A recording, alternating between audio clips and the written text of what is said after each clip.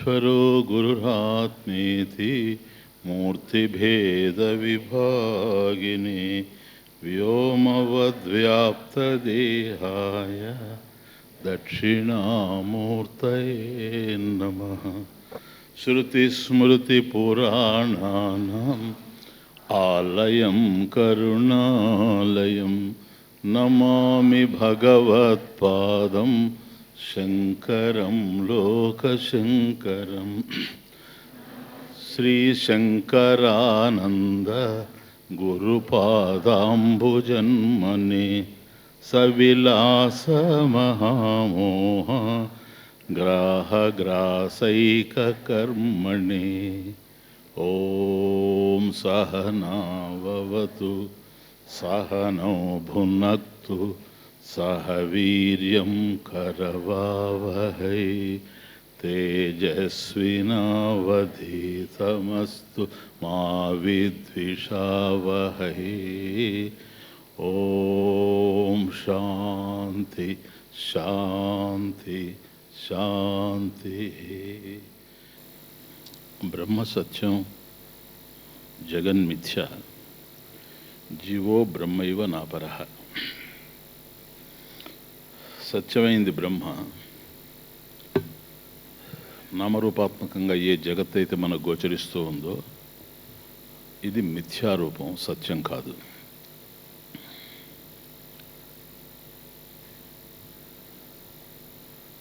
జీవుడు ఎవరైతే ఉన్నాడో అతడు బ్రహ్మమే కానీ జీవుడు కాదు. బ్రహ్మసత్యం అన్నప్పుడు జగత్తు మిథ్య అని చెప్పవలసినటువంటి అవసరం ఉందా? యదస్తి తత్ సత్యం. ఏదైతే ఉందో అది సత్యవస్తువు. కాబట్టి సత్యవస్తువు బ్రహ్మమే అనేది నిర్ధారణ అయినప్పుడు జగత్ అనేది ఒకటి ఉంది అనేటువంటిది రానే రాదు, ఆ ప్రసక్తి రానే రాదు. బ్రహ్మసత్యం అనడంలోనే మరొకటి లేదు అనేది సత్యం అవుతా ఉంది, తెలుస్తూ ఉంది మనకు సుస్పష్టంగా. మరి బ్రహ్మసత్యం అంటూ వాక్యంలో జగత్తు మిథ్య కాబట్టి నామరూపాత్మకమైనటువంటి ఈ దృశ్యమాన జగత్తంతా కూడా మిథ్యారూపం అని చెప్పడంలో పెద్దగా స్పష్టత గోచరించడం లేదు. బ్రహ్మసత్యం అంటే అయిపోయింది. కానీ ఎందుకు చెప్పాల్సి వస్తూ ఉంది ప్రత్యేకించి ఆచార్యుల వారి చేత అని అంటే, మిథ్య అయినటువంటి జగత్తునే సత్యం అనుకుంటూ ఉన్నాడు కనుక చెప్పాల్సి వస్తుంది, లేకపోతే చెప్పాల్సిన అవసరం లేదు. ఏ జగత్ అయితే మిథ్యో అదే సత్యము అని భావించడం చేత చెప్పాల్సి వస్తూ ఉంది. జగత్తు అనేది మిథ్య అని చెప్పాల్సి వస్తూ ఉంది. అట్లాగే జీవుడు బ్రహ్మమే అని చెప్పాల్సిన అవసరం లేదు. ఇది కొద్ది లోతుగా చూడాల్సింది శాస్త్రంలో. అయ్యా జీవుడు ఎవరో కాదు, అతను బ్రహ్మమే అని చెప్పాల్సిన అవసరం లేదు. జీవ బ్రహ్మలు ఒకరే అని నిర్ధారణ ప్రత్యేకంగా చేయాల్సిన అవసరం లేదు. ఎందుకని నువ్వు చేయకపోయినా కూడా వాళ్ళిద్దరు ఒకటే అయ్యే ఉన్నారు. జీవుడు బ్రహ్మమే అయ్యి ఉన్నాడు. ప్రత్యేకించి ఎందుకు చెప్పాల్సి వస్తుందంటే, బ్రహ్మము కన్నా జీవుడు వేరుగా ఉన్నాడనేటువంటి అభిప్రాయం మనలో ఉండడం చేత అది తప్పు. జీవుడు బ్రహ్మమే, జగత్తు ప్రత్యేకంగా లేదు. సత్యం జ్ఞానానంద స్వరూపమైనటువంటి బ్రహ్మం ఉండేటప్పుడు రెండవ వస్తువు అన్యంగా ఉండేందుకు అవకాశమే లేదు కనుక ఏకమేవ అద్వితీయం బ్రహ్మ నేహ నాస్తి కించన. మరొకటి కొద్దిగా కూడా ఉండడానికి అవకాశం లేదన్నప్పుడు జగత్తు కూడా లేదని అర్థం. కానీ లేనిటువంటి దాన్ని ఉన్నట్టుగా భావన చేయడం చేత అది మిథ్య అని చెప్పాల్సి వస్తూ ఉంది. కాబట్టి జ్ఞానం కలగడానికి ద్వైత అదర్శనత్వాత్, ద్వైతం అనేటువంటిది లేకుండా ఉండాలి అనేది కొలమానం కాదు. కాబట్టి ద్వైతం లేకుండా ఉండాలి అప్పుడే బ్రహ్మానుభూతి అనడానికి అర్థం లేదు. ద్వైతం ఎప్పుడూ లేదు. బ్రహ్మ అనేటువంటి పదం అర్థమైనప్పుడు ద్వైతానికి అవకాశమే లేదు. బ్రహ్మం తెలిసినప్పుడు జగత్ అనేది లేనే లేదు. కనుక జగత్ అనేది మిథ్య అని ప్రత్యేకించి చెప్పాల్సిన అవసరం లేదు. ఎందుకు చెప్పాల్సి వస్తుందంటే జగత్తే సత్యం అని నువ్వు అనుకోవడం వల్ల అది మిథ్య అని చెప్పాల్సి వస్తూ ఉంది. Please understand. కాబట్టి జ్ఞానం ఉందా లేదా అనడానికి జ్ఞానమే ప్రాతిపదిక కానీ ద్వైతం లేకపోవడం కాదు, ద్వైత విస్మృతి కాదు. సరేనా? అంటే జ్ఞానం ఉందా లేదా అనడానికి అతనికి ద్వైతం తెలియకుండా ఉండాలి, అది దోషం. ద్వైతం తెలుస్తుంది కనుక జ్ఞానం లేనివాడని చెప్పడానికి అవకాశం లేదు. అందువల్లనే యాజ్ఞవల్క్యాదేహే ఆచార్యత్వం న సంభవేత్ అన్యదా. ఒకవేళ అదే గనక అయినట్లయితే వాళ్ళకి ఆచార్యత్వం కూడా లేకుండా పోద్ది. ఎందుకని? వాళ్ళు ద్వైత దృష్టిని కలిగి ఉంటేనే నీకు బోధించగలరు, రెండోవాడు ఉంటేనే బోధించగలరు. రెండోవాడు ఉన్నప్పుడు ద్వైత దర్శనం జరుగుతూ ఉంది, ద్వైతాన్ని చూడడం జరుగుతూ ఉంది, చూసినప్పుడే బోధించడం జరుగుతుంది. కాబట్టి ద్వైతాన్ని చూస్తూ ఉన్నాడు కనుక అతనికి జ్ఞానం లేదని చెప్పాల్సి వస్తుంది. జ్ఞానం లేనివాడు బోధించేది అసలే లేదు. కాబట్టి ఒకవేళ లేదండి ఆయన జ్ఞానంలో ఉన్నాడు, అది అపరోక్షానుభూతి, అపరోక్ష జ్ఞానం, ఇక్కడ జ్ఞానం అంటే అపరోక్ష జ్ఞానం, అపరోక్ష జ్ఞానంలో ఉన్నాడు కనుక ద్వైతాన్ని చూడకూడదు అని అంటే తనకేం అవసరం లేదు, నువ్వు అడిగితేనే చెప్తున్నాడు. అది శాస్త్రంలో ప్రధానమైన విషయం ఏంటంటే ఏ గురువు కూడా పోయి నేను చెప్తాను మీరంతా రండి అని టీవీల్లో కూర్చోడు. He's not at all a guru, he's a missionary. Understand the difference between a guru and a missionary. కాబట్టి మత వ్యాప్తి చేసుకునేటువంటి వాడే కానీ నేను చెబుతాను మీరు వినండి అనేవాడు. గురువు అనేటువంటి వాడు నేను చెబుతాను మీరు వినండి అని అంటే మీకు అజ్ఞానం ఉంది, నాకు జ్ఞానం ఉంది, నేను చెబుతాను మీరు వినండి అని దాని అర్థం. అది అపరోక్ష జ్ఞానానికి చాలా భిన్నమైన విషయం. ఎందుకని? ఇతరుల యొక్క అజ్ఞానాన్ని చూచినంత వరకు నీకు జ్ఞానం లేదని అర్థం. జ్ఞానంలో పరిపుష్టిని పొందినవాడు ఇతరుల అజ్ఞానాన్ని కూడా చూసే ప్రశ్న లేదు కనుక బోధించే ప్రశ్న లేదు.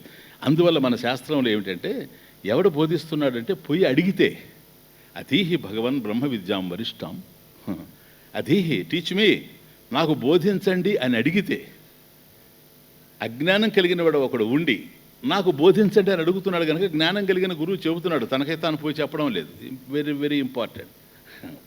కాబట్టి గురువు యొక్క అవసరం ప్రపంచానికి ఉందేమో కానీ ప్రపంచం యొక్క అవసరం గురువుకు లేదు. ఎందుకని? ప్రపంచమే లేదు. జగన్మిథ్య అన్నప్పుడు ప్రపంచమే లేదు, ఇంకా దాని అవసరం ఆయనకు ఉండే అవకాశం లేదు. కనుక జ్ఞానంలో ప్రధానమైనటువంటి కొలమానం ఏంటంటే అతనికి ఆత్మజ్ఞానం ఉందా లేదా అనేది ద్వైత దర్శనాన్ని బట్టి, ద్వైత ఆదర్శనాన్ని బట్టి కూడా చెప్పడానికి అవకాశమే లేదు. ఆయన ద్వైతాన్ని చూడడం లేదు కనుక ఆయన జ్ఞాని, ఆయన ద్వైతాన్ని చూస్తున్నాడు కనుక ఆయన అజ్ఞాని అనే మాటలు మాట్లాడడానికి అవకాశం లేనే లేదు. ద్వైత దర్శనానికి జ్ఞానానికి సంబంధమే లేదు. అది కనుక నిర్వికల్ప సమాధౌతో ద్వైత అదర్శన హేతుత, శ్లోక నంబర్ 185. నిర్వికల్ప సమాధౌ తు ద్వైత అదర్శన హేతుత శైవాపరోక్ష విద్యేతి చేత్ సుషుప్తి తథా నకిం. అది అయ్యా, ద్వైతం గోచరించకపోవడమే జ్ఞానము, అపరోక్ష జ్ఞానము అనుకునేటట్లయితే, ఎందుకని ఇక్కడ ఏమి నడుస్తూ ఉందంటే ఇక్కడి నుంచి మనకు ఇంతకుముందే స్టార్ట్ అయింది ఏది, యోగమతం నడుస్తూ ఉంది ఇప్పుడు. అందువల్ల నిర్వికల్ప సమాధి, ఏ వికల్పం లేనటువంటి సమాధిలో ఉండేటప్పుడు అక్కడ ద్వైతం తెలిసే అవకాశమే లేదు గనక. ఎందుకని? జ్ఞాతృ జ్ఞాన జ్ఞేయ భేదం నాస్తి, అక్కడ లేదు గనక నిర్వికల్ప సమాధిలో. కాబట్టి యోగి సమాధిలోకి వెళ్ళినప్పుడు ఈ ద్వైతం తెలిసేటువంటి అవకాశమే లేదు గనక అదే అపరోక్ష జ్ఞానము అనేది గనక యోగ మతస్థుల యొక్క నిర్ధారణ అయ్యేటట్లయితే, క్లియర్? బాగా అర్థమవుతుంది ఇప్పుడు మీకు. కాబట్టి ఎవరైతే వేదాంత శాస్త్రాన్ని బోధిస్తూ ఉన్నారో వాళ్ళు జ్ఞానులు కారు. ఎవరైతే ప్రమాణాన్ని అందిస్తున్నారో వాళ్ళు జ్ఞానులు కారు. ఎందుకని? బోధిస్తున్నాడంటే మరొకరిని చూస్తున్నాడు కనుక, చూసి బోధిస్తున్నాడు కనుక ద్వైత దర్శనం జరుగుతుంది. ద్వైత దర్శనం జరుగుతూ ఉంది కనుక అతను జ్ఞాని అయ్యే అవకాశం లేదు. ఉన్నదంతా ఒకటే అయినప్పుడు తను చెప్పేది ఎవరికి జ్ఞానం? ఇదిగో ఇవి. అందువల్ల అతను జ్ఞాని కాదు, వేదాంతి జ్ఞాని కాదు, నిజమైన గురువు కాదు. మరి ఎవరు గురువు అంటే ఇదిగో నిర్వికల్ప సమాధిని పొందినవాడే గురువు. అంటే నేను ఫర్దర్గా పోవడంలే, వాడు నిర్వికల్ప సమాధిని పొందాడు, నిద్రపోయాడు, నీకేం తెలుసు అని నేను అడిగితే సమాధానం లేదు. అట్లయితే ఆయన నిర్వికల్ప సమాధిలోకి పోయాడనడానికి నీకు గుర్తేంటి, ప్రూఫ్ ఏంటి, హేతువేంటి అని అడిగాను అనుకోండి, సమాధానం లేదు, అవసరం లేదు, అది కూడా అవసరం లేదు. చాలా చిన్న విషయంగా నాకు కనపడతా ఉంది. ఇది అంతంత పెద్ద ఫిరంగులు ఉపయోగించాల్సిన అవసరం లేదు. కానీ సమాధిలో నిర్వికల్ప సమాధౌతూ ద్వైతాదర్శన హేతుత ద్వైత అదర్శన హేతుత్వాత్. కాబట్టి రెండవది తెలిసి రావడం లేదు గనక శైవాపరోక్ష విద్య ఇది సయేవ, అదే స ఏవ అపరోక్ష విద్య అపరోక్ష జ్ఞానం ఇది చేత్ అక్కడికి. కాబట్టి నిర్వికల్ప సమాధిలో రెండవ వస్తువే తెలియడం లేదు గనక అపరోక్ష జ్ఞానము అంటే గురువు బోధిస్తే వచ్చేటువంటిది కాదు, కేవలం యోగ మార్గంలో యమనియమాసన ప్రాణాయామ ప్రత్యాహార ధారణ ధ్యాన సమాధుల చేత అష్టాంగ భూమికల్ని దాటి నిర్వికల్ప సమాధిలోకి వెళ్ళినప్పుడు అక్కడ ఏమీ ద్వైతం తెలియడం లేదు కనుక అది నిర్వికల్ప సమాధి. ఆ నిర్వికల్ప సమాధే అపరోక్ష జ్ఞానం. ఇమీడియట్ నాలెడ్జ్ ఈజ్ దట్ అనేటట్లయితే స ఏవ అపరోక్ష విద్య అపరోక్ష జ్ఞానం ఇది చేత్ అని కనుక అనుకునేటట్లయితే తథా సుషుప్తి నా కిం, అది క్వశ్చన్. అటువంటప్పుడు సుషుప్తి కూడా అపరోక్ష జ్ఞానమే కదా, అవునా? నిర్వికల్ప సమాధిలో నీకేమీ తెలియడం లేదు, గాఢ నిద్రపోయేవాడికి ఏం తెలియడం లేదు. Where is the difference? ఏది సార్ భేదం ఎక్కడుంది? కాబట్టి ద్వైత దర్శనం జరగకుండా పోవడమే అపరోక్ష జ్ఞానము అనేటట్లయితే అటువంటి ద్వైత దర్శనాభావము, ద్వైత దర్శన అభావము, ద్వైత దర్శనం లేకుండా పోయేటువంటిది నిర్వికల్ప సమాధిలో జరుగుతూ ఉంది అని కనుక నువ్వు యోగ మతస్థుడు చెప్పేటట్లయితే మరి అది నిత్యం గాఢ నిద్రలో కూడా జరుగుతూ ఉంది సార్. కాబట్టి ద్వైత దర్శన హేతుత్వం అనేటువంటిది ఆధారంగా చేసుకొని అపరోక్ష జ్ఞానము సుషుప్తి రెంటికి సామ్యం చెప్పడానికి అవకాశమే లేదు. First point. ఎందుకని? సుషుప్తిలో ద్వైతం లేదు, నిర్వికల్ప సమాధిలో ద్వైతం లేదు. ఎక్కడుంది నిర్వికల్ప సమాధిలో? జ్ఞాతృ జ్ఞాన జ్ఞేయ భేద నాస్తి. కాబట్టి నిర్వికల్ప సమాధిలో యోగి చెప్పేటువంటి నిర్వికల్ప సమాధిలో కూడా ద్వైతం లేదు. సుషుప్తిలో ఉందే? సుషుప్తిలో లేదు. ద్వైతం రెండిట్లో లేదు, ఇక్కడుంది సామ్యం. కానీ నిర్వికల్ప సమాధిని నువ్వు అంటున్నావే, అక్కడ జ్ఞానం ఉంది, అక్కడ జ్ఞానం ఉంది. సుషుప్తిలో జ్ఞానం నాస్తి. కాబట్టి సామ్యం కుదరదు, సిమిలారిటీ లేదు. ఇది అది ఒకటే అని చెప్పడానికి అవకాశమే లేదు, లేకపోతే రెండు ఒకటే అవుతాయి. కాబట్టి అతః ద్వైత అదర్శనం అపరోక్ష జ్ఞానం ఇది నా వాచ్యం, సిద్ధాంతం అది. కాబట్టి ద్వైత అదర్శనం, ద్వైత విస్మృతి, ద్వైతాన్ని దర్శించకుండా ఉండడమే అపరోక్ష జ్ఞానము అనేది మాత్రం చెప్పడానికి అవకాశం లేనే లేదు. జ్ఞానం జ్ఞానంగా భాషిస్తూ ఉందే కానీ దాన్ని ఇంకొక దాంతో సామ్యాన్ని కల్పించడానికి అవకాశం లేదు. దెన్ అపరోక్ష జ్ఞానం అంటే ఏంటి? ఆత్మతత్వం. ఇది 186. ఆత్మతత్వం న జానాతి సుప్తో యది తదా త్వయా ఆత్మధీహి ఏవ విద్య ఇది వాచ్యం, నా ద్వైత విస్మృతి. Very clear. కాబట్టి ఆత్మజ్ఞానం ఏదైతే ఉందో, ఇప్పుడు గాఢ నిద్రలో సుషుప్తిలో ఉండేటువంటి వాడు ఆత్మతత్వం న జానాతి సుప్తో సుప్తౌ అంటే నిద్రించేటువంటి వాడు, సుప్తౌ గాఢ నిద్రలో ఉండేటువంటి వాడు నాకు ఆత్మజ్ఞానం తెలియడం లేదు అని చెబుతూ ఉంటే అప్పుడు ఏం చేయాలి? ఇప్పుడు వాడే చెప్తున్నాడు కదా, అయ్యా నీకేం తెలిసిందంటే అహం కిమపి నా జానామన్నాడా లేదా సుషుప్తిలో? అదే. అంతేగాని నాకు ఆత్మ తెలుసు అని అన్నాడు వాడు. లే, నాకేం తెలియదు అన్నాడు. అది. కాబట్టి నీకు ఆత్మతత్వం సుషుప్తిలో తెలిసిందే? లేదు సార్, తెలియలేదు.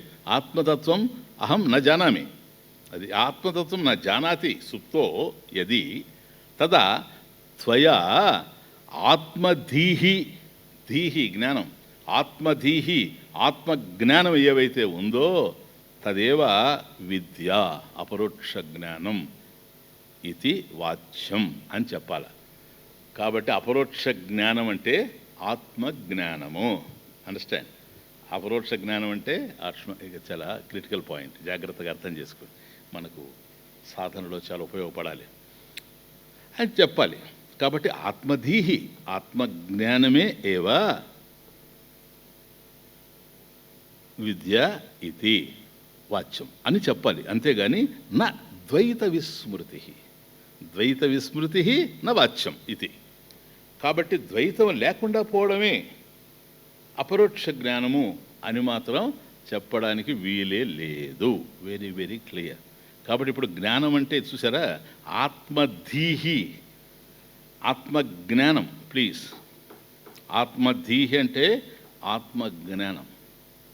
నాయన ఆత్మజ్ఞానం అంటే ఇప్పుడు వినడానికి బాగుంటాయి ఇవన్నీ. అనుభూతి కావాలనుకున్నప్పుడు ఇవి కంఠంలో వెలగపండుబడేట్లు పడతాయి. ఆత్మధీహి, దీహి జ్ఞానం, ఆత్మధీహి ఆత్మజ్ఞానం. It's very clear. ఆత్మజ్ఞానం అంటే ఏంటి?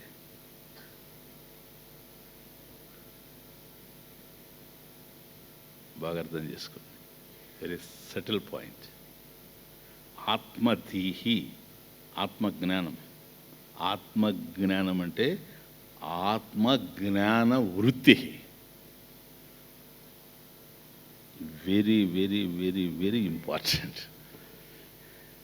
నీకు అబ్స్ట్రాక్ట్ కదా ఆత్మజ్ఞానం అంటే. ఏం తెలుస్తుంది నీకు? అబ్స్ట్రాక్ట్. ఆత్మజ్ఞానం ఉందా లేదంటే, ఆత్మజ్ఞానం ఏంది ఉండేది? మామిడి పండు ఉందా లేదంటే అర్థం అవుతుంది. ఆత్మజ్ఞానం ఉందా లేదంటే ఆత్మజ్ఞాన వృత్తి. వృత్తి. కాబట్టి బ్రహ్మాత్మనో శోధితయో ఏకభావావగాహిని వృత్తి. అది బ్రహ్మాత్మనో అంటే తత్పద త్వంపదయో. తత్పద పరమేశ్వరుడు, తత్ త్వంపద జీవుడు నీహు. తత్పద త్వంపదయో ఏకభావ అవగాహిని వృత్తి. ఏకభావ, ఈ రెండు ఒకటే అనేటువంటి జ్ఞానం ఏదో ఆ జ్ఞాన వృత్తి ఆత్మజ్ఞానం. ఆ జ్ఞాన వృత్తి ఆత్మజ్ఞానం. Please, very very very important. ఇప్పుడు మనం ఆత్మజ్ఞానం పొందామనుకోండి, ఆత్మ తెలిసి మనమే అయిపోతాం. ఆత్మజ్ఞానం పొందడం అంటే ఏంటి? జీవేశ్వరులు ఎవరైతే ఉండారో బ్రహ్మాత్మనోహో శోధితయోహో, దాన్ని చక్కగా అనలైజ్ చేసినప్పుడు, శోధితయోహో విశ్లేషించినప్పుడు, బ్రహ్మాత్మనోహో అంటే తత్పద త్వంపదయోహో, ఆ రెండింటిని విశ్లేషించినప్పుడు శోధితయోహో ఏకభావ అవగాహిని. ఈ రెండు ఒకటే అంటే నీవు పరమేశ్వరుడు ఒకటే, జీవుడు బ్రహ్మము ఒకటే. జీవేశ్వరైక్యం. ఐక్యం నా ఐక్యమేం లేదు, అయ్యే ఉండరు, మనం తెలియక అంటున్నాం. కాబట్టి ఇద్దరు ఒక్కటే అనే జ్ఞానం ఏదైతే ఉందో అది ఆత్మజ్ఞాన వృత్తి. ఏకభావ అవగాహని. చాలామంది పొరపాటు పడతారు, పెద్ద పెద్ద వాళ్ళంతా కూడా. ఇక్కడ ఆత్మజ్ఞానం అనేది సపరేట్గా లేదు, ఆత్మజ్ఞాన వృత్తి. Very very important. Swamiji come on, ఈ ఆత్మజ్ఞాన వృత్తి అంటే, వృత్తి అంటే సంకల్పం అని మీకు తెలుసు. It is a thought. ఏనైనా జ్ఞానం ఏదైనా వృత్తిలోనే ఉండేది. ఇప్పుడు ఘట జ్ఞానం, ఘటస్య జ్ఞానం, ఘట వృత్తి.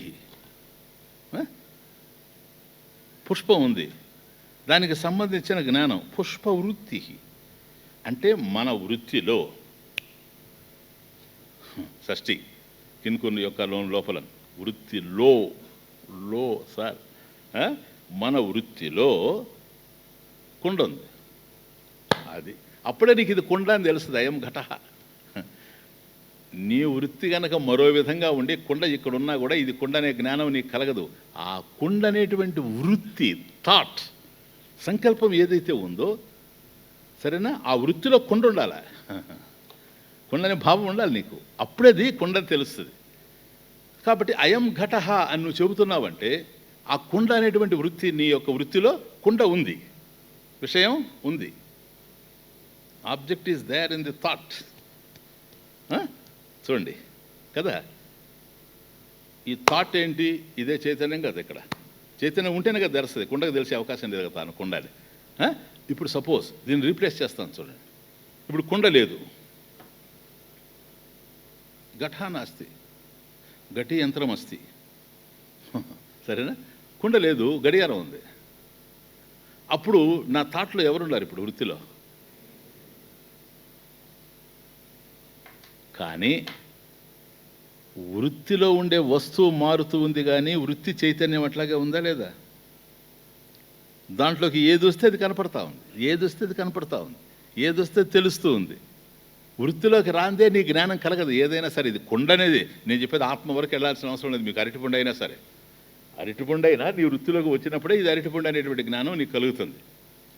మరి అది ఇంకొక దాని మీదకి పోయినప్పుడు, మరొక దాన్ని చూసినప్పుడు అది వస్తుంది వృత్తిలోకి, ఇది కాదు. కాబట్టి విషయాలు మారుతూ ఉన్నాయి, వస్తువులు మారుతూ ఉన్నాయి, వృత్తి చైతన్యం అట్లాగే ఉంది. సపోజ్ ఆత్మ అన్నాను అనుకోండి, అరటిపండు నో ప్రాబ్లం, ఘటః నో ప్రాబ్లం, పుష్పం నో ప్రాబ్లం. ఆత్మ చైతన్యం ఇది వృత్తిలో ఉండాలా లేదా? ఏ రూపంతో ఉంటుంది చెప్పు?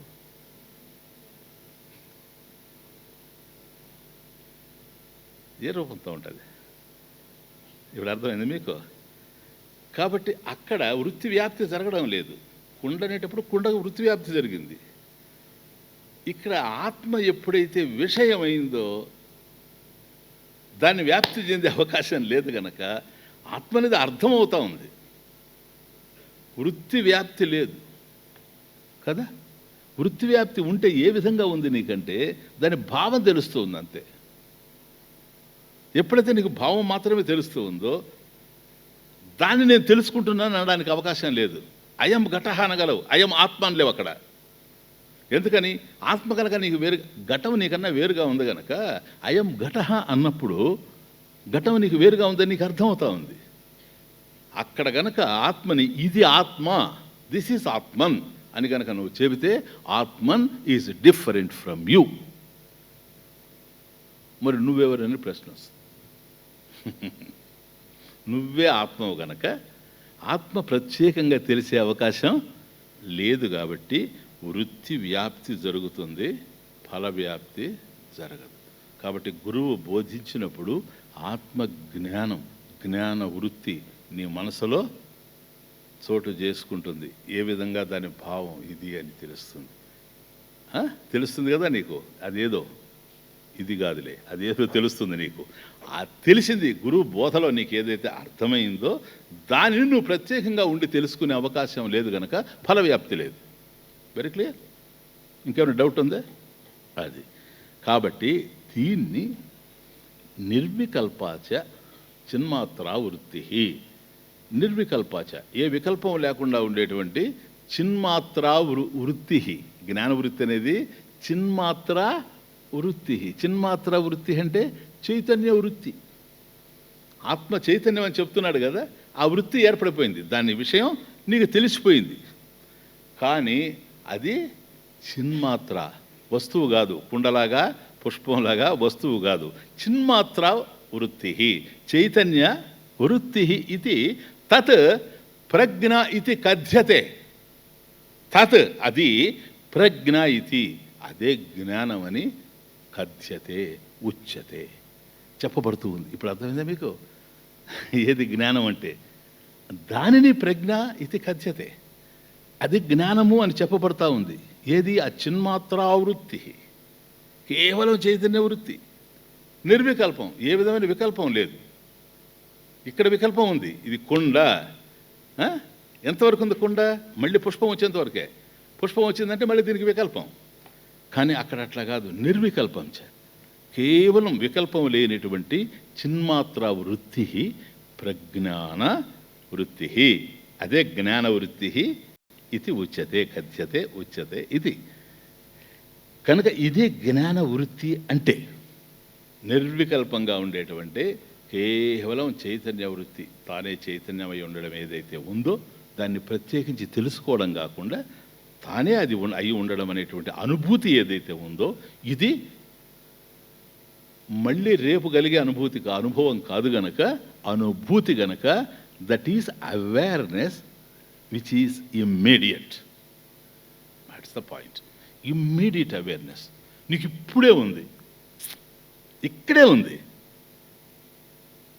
నీ వృత్తిలో ఎప్పుడైతే అక్కడ జ్ఞాన వృత్తి వచ్చేసిందో, ఏమని బ్రహ్మాత్మనోహో శోధితయోహో ఏకభావ అవగాహన వృత్తి నిర్వికల్పంచ, అది నిర్వికల్పంగా ఉండదు, చిన్మాత్రా వృత్తి ప్రజ్ఞానీతి కథ్యతే.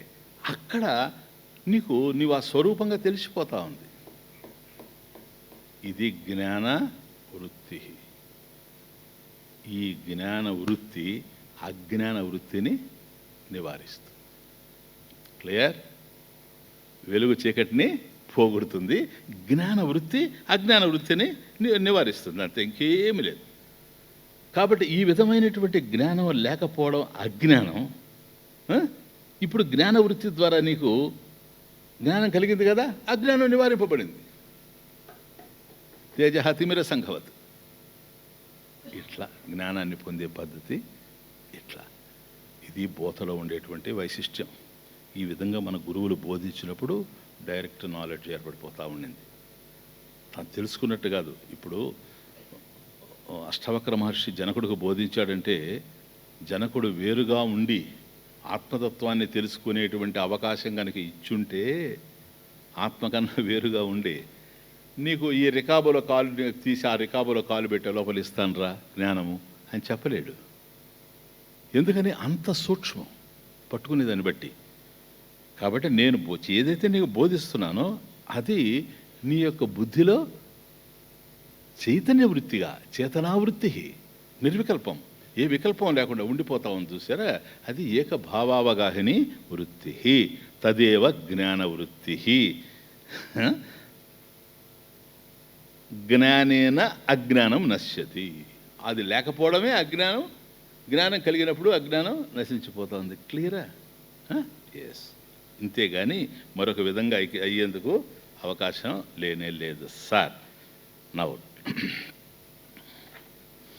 వీడు మళ్ళీ ఒక చిన్నది ఏంటంటే మెలికే, సరేనండి మాకు అర్థమైపోయింది, అపరోక్ష జ్ఞానం అనేటువంటిది ద్వైత దర్శనం కాకపోవచ్చు కదా. ఇంతకుముందు వరకు ఏమంటున్నాడు యోగి, యోగ మార్గం వ్యవహారం ఇదంతా. ఇంతవరకు వాడికి ద్వైతాన్ని పట్టుకొని ఉన్నాడు కనుక, యోగ మతంలో అద్వైతం గిట్టదు కనుక ఎంతసేపు ద్వైత విస్మృతి ఈ పాయింట్సే పట్టుకొని ఉన్నాడు. సరే, ఇప్పుడు అది ఎగిరిపోయింది. అపరోక్ష జ్ఞానం అంటే ఏంటో తెలిసిపోయింది. ఇప్పుడు వచ్చింది బాధ ఏంటంటే, అయ్యా అపరోక్ష జ్ఞానం అనేది ద్వైత దర్శనం లేకపోవడమే కాదు, మీరు చెప్పింది ఒప్పుకుంటున్నాం. పోనీ ఈ రెండింటిని కలిపితే ఏమన్నా అపరోక్ష జ్ఞానం అవుద్ది? ఏ రెండింటిని? ద్వైత అదర్శనం, నెక్స్ట్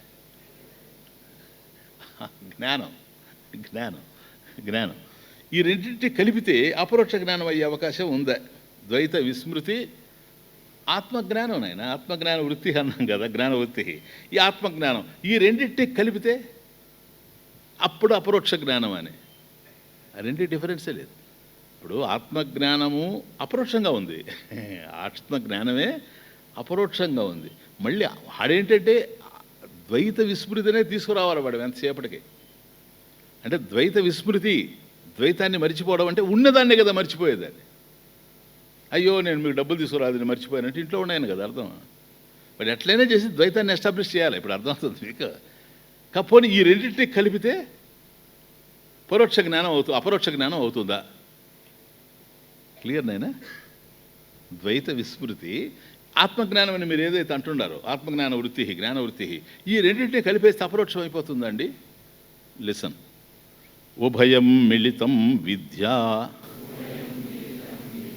యది తర్హి ఘటాదయః అర్ధ విద్యాభాజినః స్యుః సకల ద్వైత విస్మృతేః.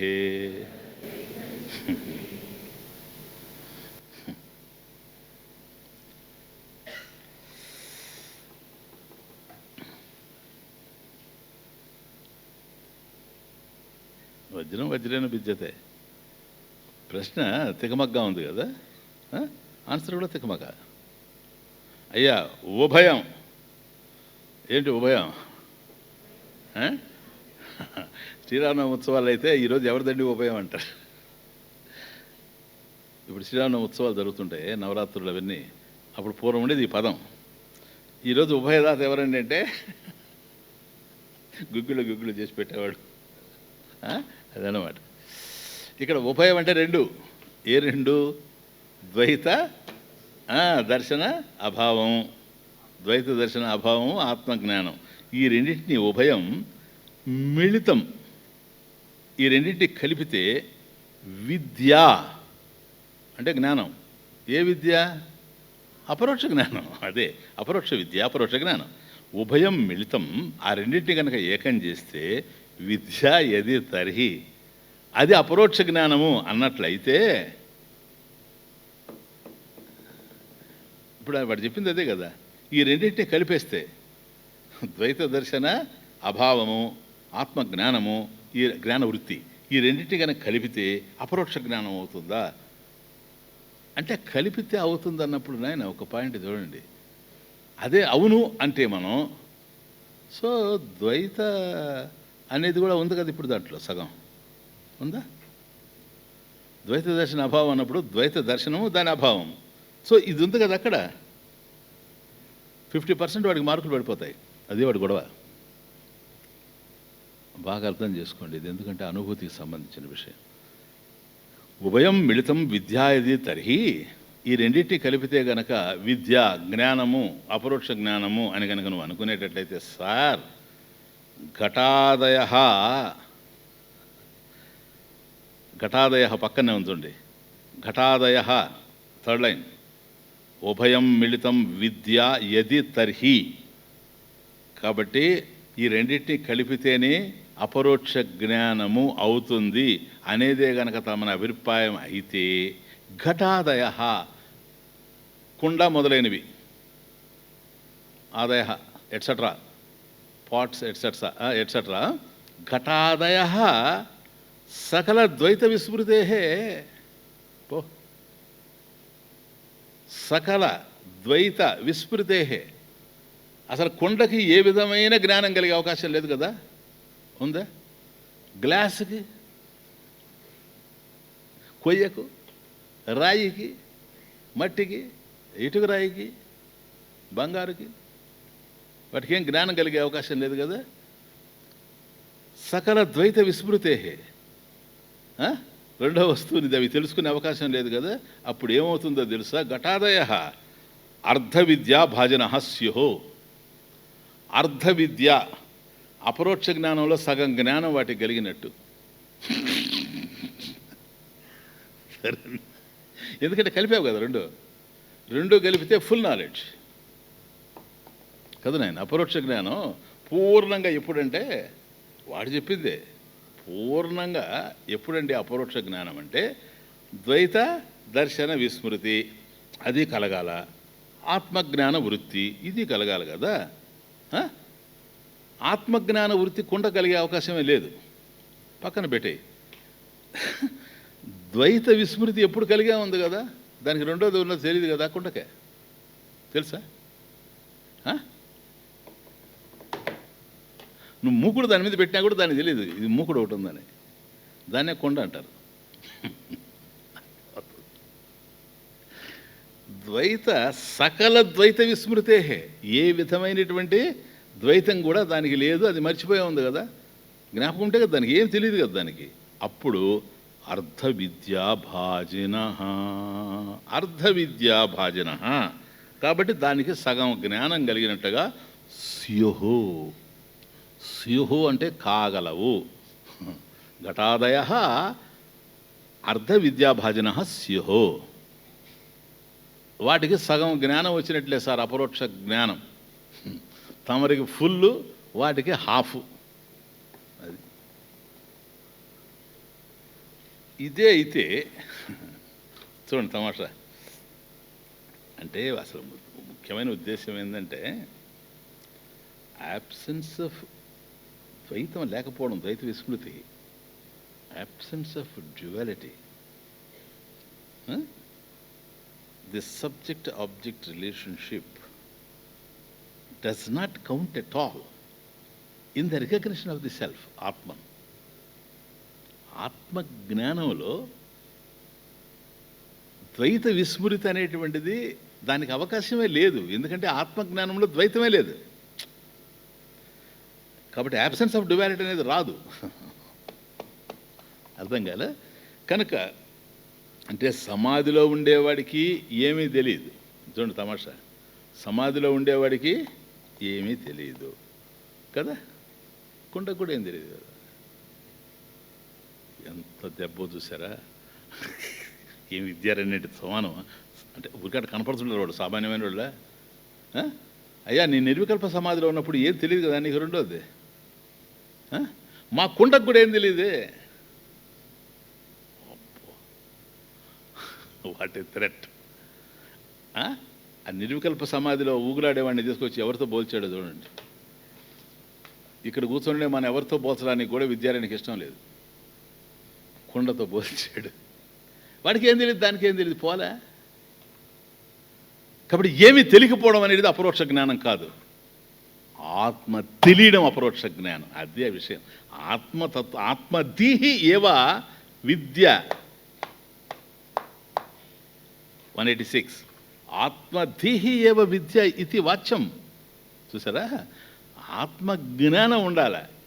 ఏమీ తెలియకపోవడం అనేటువంటిది కుండకు కూడా ఏమీ తెలియడం లేదు కదా. నిర్వికల్ప సమాధిలో ఏం తెలుస్తూ ఉంది అంటున్నాం, ఏమీ తెలియడం లేదు. కుండకు కూడా ఏమీ తెలియడం లేదు. That's the point. అర్థమవుతుంది ఇప్పుడు మీకు? కుండకేం తెలుస్తుంది? వాడు సమాధిలో కూర్చున్నాడు, వాడికి ఏం తెలియడం లేదు. దేనికి ఇది? దేనికి సార్ ఇది? Long sleep. దేనికి ఇది? నెక్స్ట్, అందువల్ల ఒక రకంగా చెబితే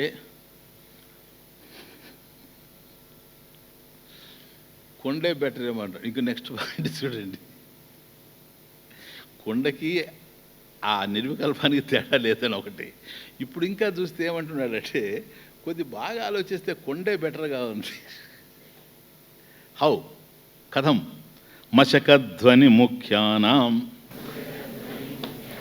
విక్షేపాణాం బహుత్వతః తవ విద్యా తథా న స్యాత్ ఘటాధీనాం యథా దృఢా. యదా ఘటాధీనాం దృఢా తవ విద్య తదా న స్యాత్ ఇది. మశకధ్వని. మశక అంటే మస్కిటో, మశక అంటే దోమ.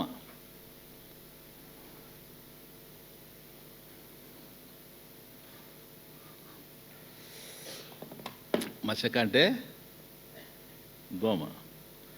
మశక ధ్వని. ధ్వని అంటే శబ్దం. అంటే దోమ కోసం పోయేటప్పుడు సౌండ్ ఉంటుందా? సౌండ్ లేకుండా పోయేవాడు దొంగ. దోమ దొంగ కాదు, కాకపోతే ఛాలెంజ్ అన్నమాట. రాత్రి పూట దొంగ వస్తాడు, నేను వస్తున్నానని చెప్పి వస్తే పళ్ళు రాలగొట్టం వాడిని. వస్తాడా? నేను వస్తున్నా అంటూ సైరన్ ఇచ్చుకుంటూ వస్తాడు వాడు. కానీ దోమ వస్తుంది. కాబట్టి దోమని దొంగతో పోల్చడానికి అవకాశం లేనే లేదు. వాడు ఏం తెలియకుండా సౌండ్ లేకుండా కామ్గా వచ్చి నిశ్శబ్దంగా వచ్చి దొంగతనం చేసిపోతాడు. కానీ ఇది సౌండ్తో వచ్చి చేయాల్సిన పని చేసిపోదు. ఎవరు? దోమ కుడుతుందా లేదా? సౌండ్ లేకుండా వస్తుందా? కానీ మనం ఏం చేయలేము. ఈ పక్క ఉంటుంది, మనం ఇక్కడ ఉంటుంది, ఎదురు హాయ్, మనం అక్కడ కొడతాం, ఇటు చూస్తాం. తమాషా చూడండి. అసలు ఇంతెందుకు? ఒక దోమతెర వేస్తే దోమతెర లేకుండా పడుకోవడం హాయి. అందుకని నా దగ్గర లేదు, దోమతెర లేదు.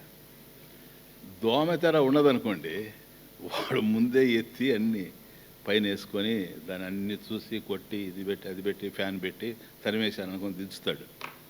ఆ చుట్టాడు చూడండి, దాంట్లో ఉంటుంది. అది దోమ. సో ఇంటెలిజెంట్, అభిన్న నిమిత్త ఉపాదాన కారణం. అర్థమవుతుంది అది.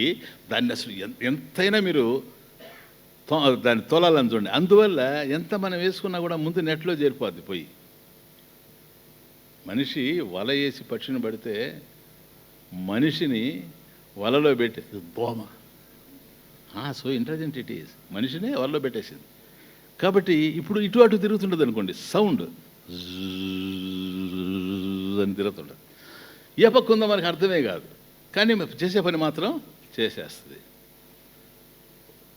నిర్వికల్ప సమాధిలో ఉండేవాడికి ఇప్పుడు నా చుట్టూ ఈగ తిరిగినట్టుగా, నేనేదో నిర్వికల్పంలో లేను గనక నేను తోలుకుంటూ కూర్చున్నా. తోలేవాడిని, నేను ఎప్పుడు తోలేవాడిని బండి. ఇప్పుడు కూడా తోలుకుంటా కూర్చున్నా, నాకేం కష్టం లేదు. అది తిరిగి తిరిగి తిరిగి ఈ తోలేది ఆపడం లేదని వెళ్ళింది. మీరు చూస్తూనే ఉండాలి ఇప్పుడు ఉదయం, ఇప్పటి నుంచి ప్రారంభం నుంచి. కానీ ఇక్కడ ఉంది, నేను నిర్వికల్పంలో లేను కనుక దాన్ని తరిమాను. నిర్వికల్పంలో ఉన్నాడు అనుకోండి యోగి, ఏం చేస్తాడు చెప్పండి? ఆయన ఏ యోగంలో ఉండడం వేరే విషయం, కానీ చర్మానికి స్పర్శ ఉందా లేదా? అది వచ్చి ఇట్లా ప్రాకుతూ ఉంటే హాయిగా ఉంది, ఇంకా ప్రాకు అంటాడా అన్నాడు అనుకో వికల్పం. నిర్వికల్పం అది కూడా అనడానికి లేదే, వచ్చిన బాధ అది. అందువల్ల ఎప్పుడైతే అది డిస్టర్బ్ చేస్తూ ఉందో డిస్టర్బ్ అయిపోతాడా లేదా? మళ్ళీ నిర్వికల్పం. Again it takes 2 hours 3 hours మళ్ళీ ఆ స్టేజ్కి పోవాలంటే. కూర్చొని ఒక్కొక్క సంకల్పాన్ని యోగ చిత్తవృత్తి నిరోధ, అది కదా యోగం. ఒక్కొక్క సంకల్పాన్ని తీసేసుకుంటూ లాస్ట్లో సంకల్పాలన్నీ కూడా లేకుండా పోయి ఆయన నిర్వికల్పానికి వచ్చేటప్పటికి ఆ వచ్చేసా నిర్వికల్పానికి అనుకున్న దశలో మస్కట వచ్చేస్తుంది. ఊరికే రాదు, ధ్వనితో వస్తుంది పైగా. అంటే అందుకని ముఖ్యానాం ధ్వని, మశకధ్వని విక్షేపాణం బహుత్వత ముఖ్యానాం. విక్షేపాణం, విక్షేపం కలిగించేటువంటివి అంటే విఘాతం కల్పించేటువంటివి నాయన. విక్షేపాలు అంటే విఘాతం. ఇక్కడ విక్షేపమే వికల్పం, అర్థమవుతుంది. నిర్వికల్పంగా ఉన్నాడు కదా, ఎప్పుడైతే విక్షేపం వచ్చిందో, ఇప్పుడు ప్రశాంతంగా ఉన్నాడు ఆయన, ఒక్కసారి శబ్దం చేస్తే వికల్పం అవుతుందా లేదా? ఎంత శబ్దం కావాలి? నిర్వికల్ప సమాధిలో ఉండేవాడికి ఎంతో శబ్దం అవసరం లేదు, ఇది చాలు. Our mosquito is enough. మశక ధ్వని. కాబట్టి దీని శబ్దానికి డిస్టర్బ్ అయిపోతూ ఉన్నాడా లేదా? ఇటువంటి శబ్దాలు ఎన్ని అంటాడు? బహుత్వత, బహుత్వాత్,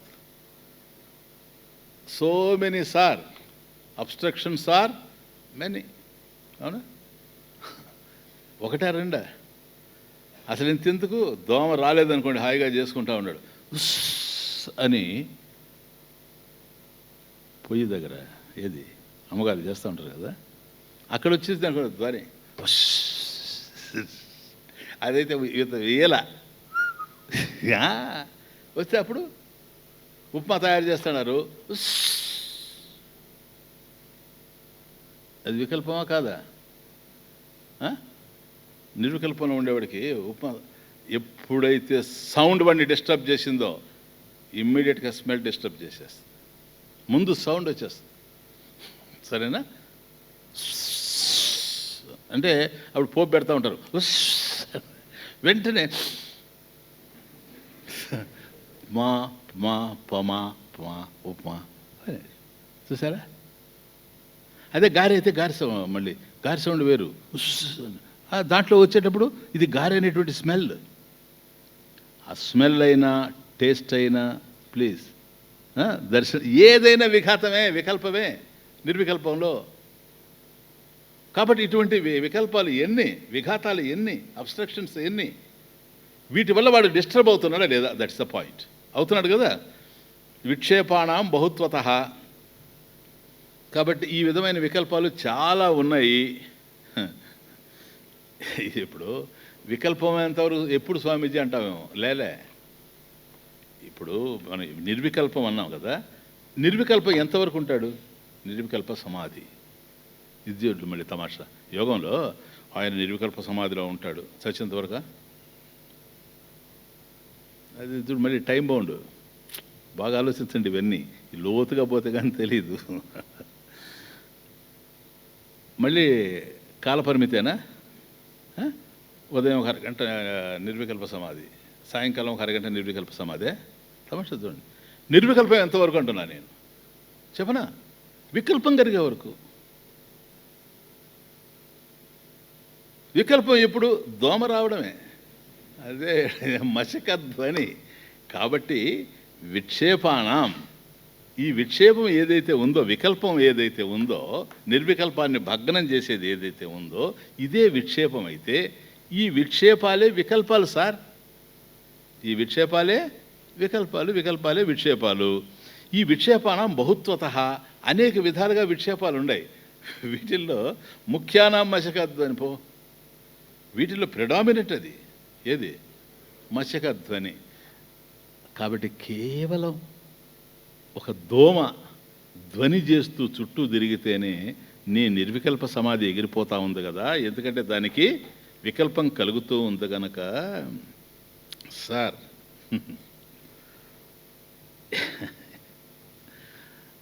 తవ విద్య, అయ్యా ఇప్పుడు తమరు చెప్పారే జ్ఞానం, ఈ యోగ జ్ఞానం అంతా నిర్వికల్ప జ్ఞానం. తదా అట్లాగే ఘటాధీనం యథా ఘటాధీనం దృఢ. ఇప్పుడు అదే కుండ ఉందనుకోండి, కుండ పోమనండి, ఎన్ని దోమలన్నా పోయి దాన్ని డిస్టర్బ్ చేయమనండి కుండని. That's the point. యథా ఏ విధంగా అయితే ఘటాధీనాం దృఢ, ఏ వికల్పాలు కూడా కుండల్నే కదిలించలేవు సార్. కానీ తథా అలాగే తవ విద్య, తమరి యొక్క వైభవం ఉంది, నస్యాత్ దృఢ నస్యాత్. తమరి జ్ఞానం అంత దృఢంగా ఉండడం లేదు కదా. ఈ మశకధ్వని వెళ్ళి కుండనేమి భగ్నం చేయలేకపోతా ఉంది, నిర్వికల్ప సమాధిలో ఉండే నిన్ను భగ్నం చేస్తూ ఉంది. అండర్స్టాండ్ తవ విద్య ఏది? ఏంటి ఇప్పుడు తవ విద్య అంటే? ద్వైత విస్మృతి, ఆత్మజ్ఞాన వృత్తి. అదే వాడు చెప్పింది, మిళితం అన్నాడు కదా. కాబట్టి ఈ రెండు కలిపితే అన్నాడు చూసారా, అది అర్ధజ్ఞానం కిందకి వచ్చినట్లు అవుతుంది. అలా అయ్యేందుకు అవకాశం లేదు. ఎందుకనంటే వికల్పం వచ్చింది అంటే మాత్రం నిర్వికల్పం భగ్నం అయిపోద్ది. వికల్పాలు అనేకం ఉన్నాయి, ఇవన్నీ విక్షేపాలు, వీటి వల్ల నువ్వు భగ్నం అవుతుంటావు. అట్లా చూసినప్పుడు నీకన్నా కుండలే నయం. ఎందుకని? వాటికి విక్షేపం ఏమీ లేదు గనక. ఘటాధీనం దృఢ నస్యాత్ తవ విద్య. క్లియర్? 185 శ్లోకంలో ఈరోజు అందుకే నిర్వికల్ప సమాధవుతూ అని స్టార్ట్ చేశాను చూసారా. ఈరోజు నేను మళ్ళీ బ్యాక్కి వెళ్ళి స్టార్ట్ చేశాను. 185 శ్లోకంలో ప్రారంభమైనటువంటి యోగ విద్య ఇక్కడ కంక్లూడ్ అయిపోయింది. కాబట్టి ఆత్మజ్ఞానం అనేది నువ్వు అనుకునేటువంటి యోగ విద్య కాదు సార్. అట్లని చెప్పేసి యోగ విద్యను కాదనడం లేదు. ఆ తమాషా అదే కదా, షణ్మత స్థాపనాచార్యులు అని ఆచార్యులు వారిని శ్లాఘించడంలో ఉద్దేశం అదే కదా. ఒక్క ఉత్తర మీమాంసను వదిలితే న్యాయ, వైశేషిక, సాంఖ్య, యోగ, పూర్వమీమాంస, ఈ ఐదింటిని కూడాను ఆచార్యులు వారు అంగీకరించలేదు. అట్లాగని వాటిని ఖండించలేదు. చాలామంది అనుకుంటారు వాటిని అన్నింటినీ ఖండించలే. దాంట్లో ఎక్కడ దోషం ఉందో చెప్పాడు. ఇప్పుడు దొరికింది కదని టీవీలో కూర్చొని కేవలం యోగంతోనే నువ్వు తరించిపోతావని ఎవడన్నా చెప్తున్నాడు అనుకోండి, మాకేం అవసరం లేదు, మేమేం పోయి అది కాదని అనడంలే. అన్నాం అనుకోండి, మళ్ళీ బాటం దొరకదు అక్కడ. కానీ మేము అనడం లేదు, మాకెందుకు అవసరం లేదు కదా. జ్ఞానం వీటిల్లో చుచ్చుకుపోదు. ఇప్పుడు ఒకవేళ ఎవడన్నా వచ్చి అది రైట్ అంటే రాంగ్ అని చెప్పగలం, అంతే ఆచార్యులు వారు చేసింది. ఆ ద్వైత సంబంధమైనవి ఎస్టాబ్లిష్ అయ్యేటువంటి చోట అవి ఇలా తప్పు అని చెప్పాడు అంతే. దాన్ని నువ్వు మత ఖండన అనుకుంటే మేము చేయగలిగేది ఏం లేదు. ఒకవేళ ఆచార్యుల వారే కాస్త ఒక చోట వ్యాఖ్యానం చేస్తూ ఒక అడుగు ముందుకు వచ్చి నాయన ఇట్లాంటివి కూడా ఉంటాయి, ఇవి దోషాలు అని చెప్పాడు అనుకోండి, అది ఆచార్య ధర్మం. ఒకవేళ చెప్పలేదనుకోండి, నీకు అది తెలియక అదే సత్యం అనుకుంటావు, అంతేగాని అది విమర్శ కాదు. క్లియర్? అందువల్ల ఇక్కడ ఒకటే వస్తుంది, అయ్యా నిజమే మీరు చెప్పేది బాగుంది, మరి మీరు చెప్పిన జ్ఞానం, నెక్స్ట్ పాయింట్, మీరు చెప్పిన జ్ఞానం మా బుద్ధికి పట్టాలనా లేదా? శబ్దాలు చెవికి అందుతాయి, రూపాలు కళ్ళకు అందుతాయి. జ్ఞానం బుద్ధికి కదా అందాల. మరి మా బుద్ధి విచలితం అయ్యి ఉంది కదా, చంచలంగా ఉంది కదా. ఎందుకని ఇంతకుముందే వచ్చింది కదా, చంచలం హి మన కృష్ణ ప్రమాది బలవదృఢం తస్యాహం నిగ్రహం మన్యే వాయోరివ సుదుష్కరం. ఇంతకుముందే వచ్చింది కదా అది, ఇప్పుడే ఈ కాంటెక్స్ట్లోనే. అందువల్ల బుద్ధి మీ చెప్పినటువంటి జ్ఞానం, అపరోక్ష జ్ఞానం మా బుద్ధిలో నిలిచే అవకాశం లేదు కదా. ఇంకా వదల పట్టుకోండి కొద్దిగా. కాబట్టి మా యోగం ఏదైతే ప్రధానంగా బోధిస్తూ ఉందో దాన్ని మేము ఆచరించాల్సినట్టుగా కనపడతా ఉంది. ఏంటో అది డైరెక్ట్గా చెప్పు. ఏం లేదు సార్, అద్భిర్గాత్రాన్ని శుద్ధ్యంతి, అద్భి గాత్రాన్ని శుద్ధ్యంతి. దేహాన్ని శుద్ధి చేయడానికి జలం కావాలి. క్లియర్? అద్భిర్గాత్రాన్ని శుద్ధ్యంతి మనస్సత్యేన శుద్ధ్యతి. మనసు ఎట్లా శుద్ధిపడాలి? సత్యవచనం ద్వారా, సత్య జీవనం ద్వారా మనసు శుద్ధిపడాలి. విద్యా తపోభ్యాం జీవాత్మ. కాబట్టి జీవుడు ఏ విధంగా తృప్తి చెందాలి? విద్యా తపోభ్యాం, ప్రవచనాభ్యాం, స్వాధ్యాయ ప్రవచనాభ్యాం, విద్యా తపోభ్యాం శుద్ధాత్మ. మరి జ్ఞానం ఎట్లా రావాలి? బుద్ధి శుద్ధిపడాలి. బుద్ధి జ్ఞానేన శుద్ధ్యతే. బుద్ధి ఎట్లా శుద్ధిపడాలంటే జ్ఞానం వల్లనే శుద్ధిపడాలి. కాబట్టి మా బుద్ధి చంచలంగా ఉంది కనుక మేమేం చేయాలి? ఇప్పుడు ఆ బుద్ధిని నియమించాలి, దాన్ని నిగ్రహించాలి. చూడు తమాషా అక్కడ పట్టుకొస్తున్నాడు, నిగ్రహించాలి.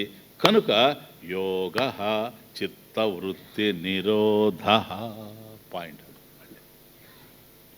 కాబట్టి బుద్ధి ఎట్లా శుద్ధిపడుతుంది? చిత్తవృత్తులు నిరోధింపబడాలి కదా. చంచలంగా ఉండేటువంటిది అచంచలంగా మారాలి కదా, అచలంగా మారాలి కదా. కాబట్టి చంచలమైనటువంటి బుద్ధిని స్థిరీకరింపజేయాలి అనుకున్నట్లయితే దాని యొక్క చంచలత్వం పోవాలి కదా, చిత్తవృత్తులు అనగాలి కదా. చిత్తవృత్తి నిరోధ ఏవ యోగ. ఆ చిత్తవృత్తులు నిరోధించుకోవడమే యోగం. కాబట్టి ఇన్విటబుల్ సార్. ఏంటి యోగం? యోగం తప్పనిసరి.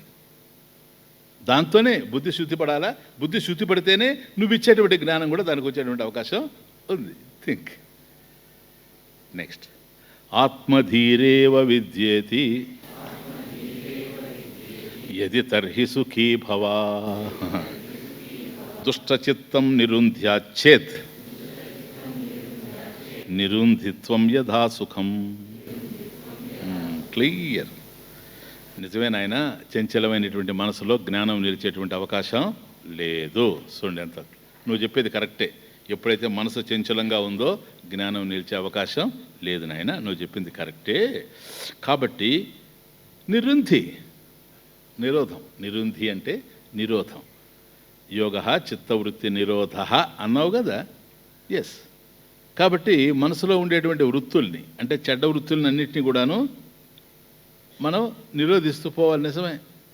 నిరోధించకపోతే ఎట్లా? నిరుంధిత్వం.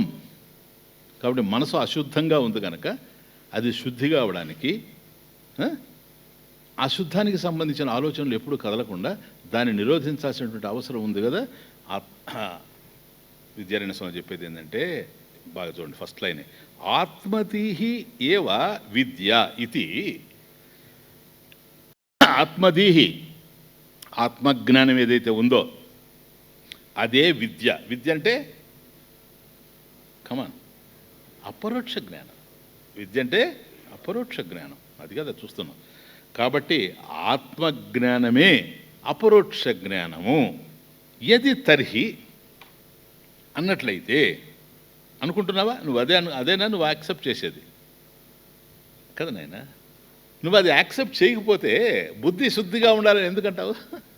ఆత్మజ్ఞానం కోసమే కదా. పరోక్ష జ్ఞానం నీకు కలగాలంటే బుద్ధి చంచలంగా ఉండడానికి అవకాశం లేదు కనుక ఇది శుద్ధిపడి ఉండాలని నువ్వు కోరుకోవడంలో ఆత్మజ్ఞానం కోసమే కదా. కాబట్టి నువ్వు యాక్సెప్ట్ చేస్తున్నావు కదా ఇండైరెక్ట్గా. ఆత్మధిహి ఏవ విద్య ఇది, ఆత్మజ్ఞానమే అపరోక్ష జ్ఞానము అనేది ఇది. యది తర్హి, దాన్ని కనుక నువ్వు యాక్సెప్ట్ చేస్తే సుఖీ భవ, హాయిగా ఉండు నాయన. నో కాంట్రడిక్షన్ ఇక్కడ. నీతో ఏం విరోధం లేదే మాకు, హాయిగా ఉండు. ఎందుకని? ఆత్మజ్ఞానమే పరోక్ష జ్ఞానము, ఇంకోటి కానీ కాదు. కాబట్టి జీవేశ్వరయో శోధితయో ఏకభావ అవగాహన వృత్తి తదేవ జ్ఞానవృత్తి.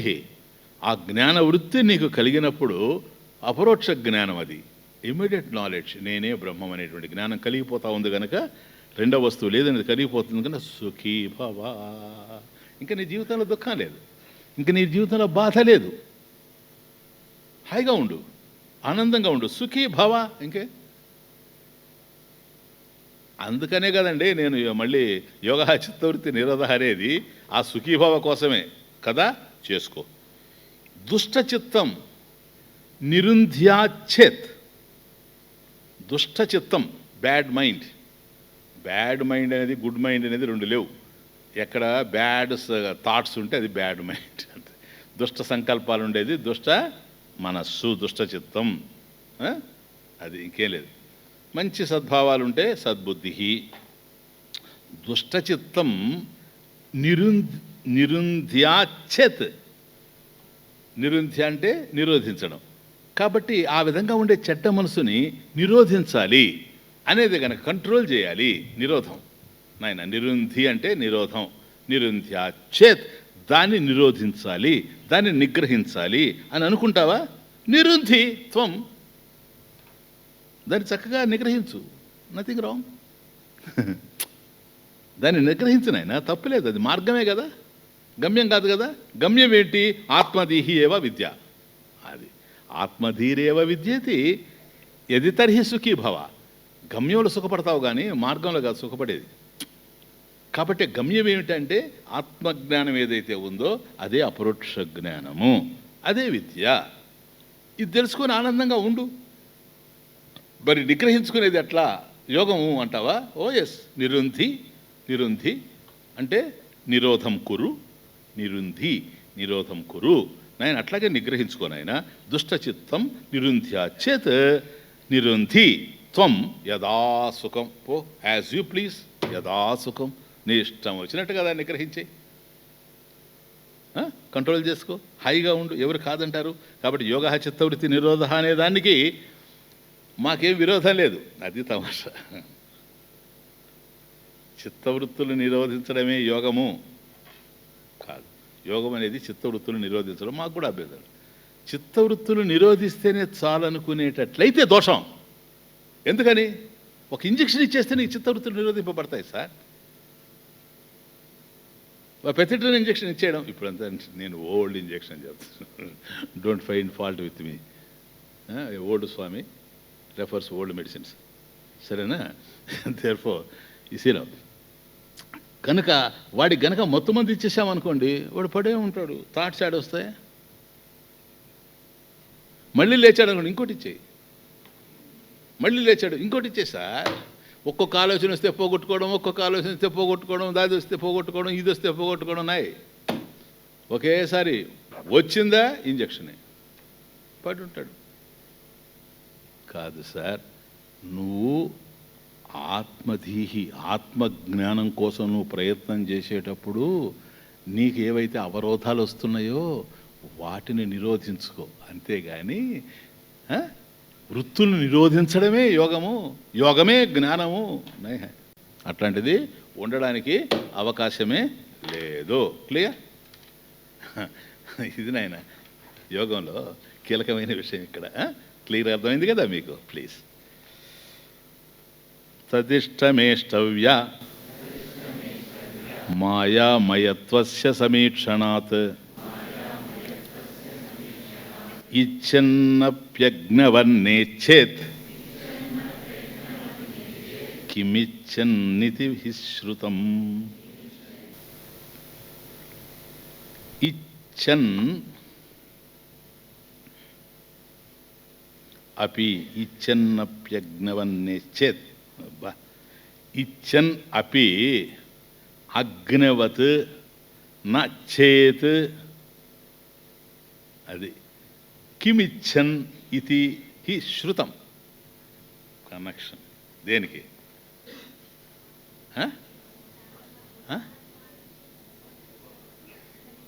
కిమిచ్చన్ కస్య కామాయ శరీరమను సంజ్వరేత్. పట్టుకొని ఉన్నాడు దాన్ని. చూడండి, నియర్లీ 190 శ్లోకాస్ అయిపోయినాయి. ఒకటే వాక్యం రన్ అవుతా ఉంది బృహదారణ్యకం. దట్ ఈస్ ఉపనిషత్. అయ్యా, ఇప్పుడు నువ్వు ఇది చిత్త నిరోధం విషయం కదా. ఎస్, మంచిదే. నువ్వు ఆత్మజ్ఞానం కోసం ప్రయత్నం చేస్తూ మధ్యలో దుష్ట చిత్తాన్ని నిరోధించడానికి యోగాన్ని అనుసరించి చిత్తవృత్తి నిరోధం నువ్వు చేసడం అనేటువంటిది అది ఆశించదగింది. ఏష్టవ్య చూడండి, తదిష్టం, తత్ అది ఏది, ఈ చిత్తవృత్తి నిరోధం అంటున్నావు చూసావా, అది తత్ ఇష్టం. చిత్త నిరోధం ఇష్టం, మాకు కూడా ఇష్టమే నాయన, మాకు అక్కడేం విరోధం లేదు. తదిష్టం ఏష్టవ్య, పైగా ఆశించదగింది కూడాను. కాకపోతే మాయామయత్వస్య జగన్మిథ్యస్వ, అది జగన్మిథ్యత్వ అని. మాయామయత్వస్య సమీక్షణాత్, సమ్యక్ ఈక్షణాత్ సమీక్షణాత్. కాబట్టి జగత్తు మాయ అనేటువంటి సత్యాన్ని చూడండి, తమాషా, ఏ జగత్తు అయితే నీకు కనపడుతుందో అది మిథ్యా, జగత్తు మిథ్యా, అసత్యము. మాయామయత్వం, జగత్తు అనేదాన్ని సమీక్షణాత్, సమ్యక ఈక్షణాత్, దాన్ని చక్కగా గ్రహించడానికి ఈ చిత్తవృత్తి నిరోధం అనేటువంటిది ఏష్టవ్య, ఆశించదగింది.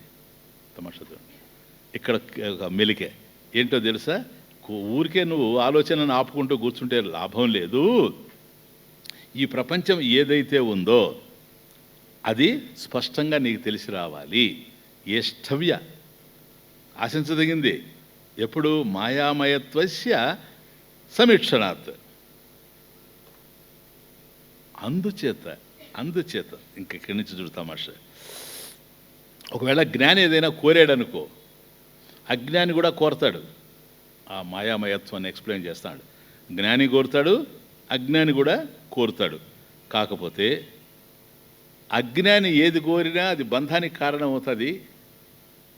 జ్ఞాని అభిలషించినా కూడా బంధం కాదు. ఎందుకని? అది ఇచ్చన్ అపి, కోరినా కూడా. థర్డ్ లైన్ ఆయన, ఇచ్చన్నప్యజ్ఞవన్నేచ్చేత్.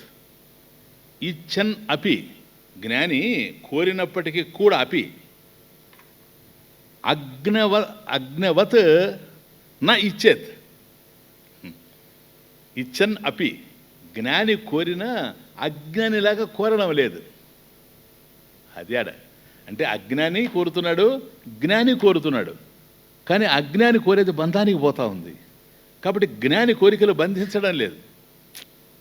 అర్థమవుతుంది? కాబట్టి ఇచ్చన్ అపి, అట్లా కోరినప్పటికీ కూడా అగ్నవత్, అగ్న అంటే అజ్ఞాని, అగ్నవత్ నా ఇచ్చేత్, అజ్ఞానిలాగా కోరుకోవడం లేదు. అందువల్ల కిమిచ్చన్ ఇది హి శృతం, అది శృతి వాక్యం.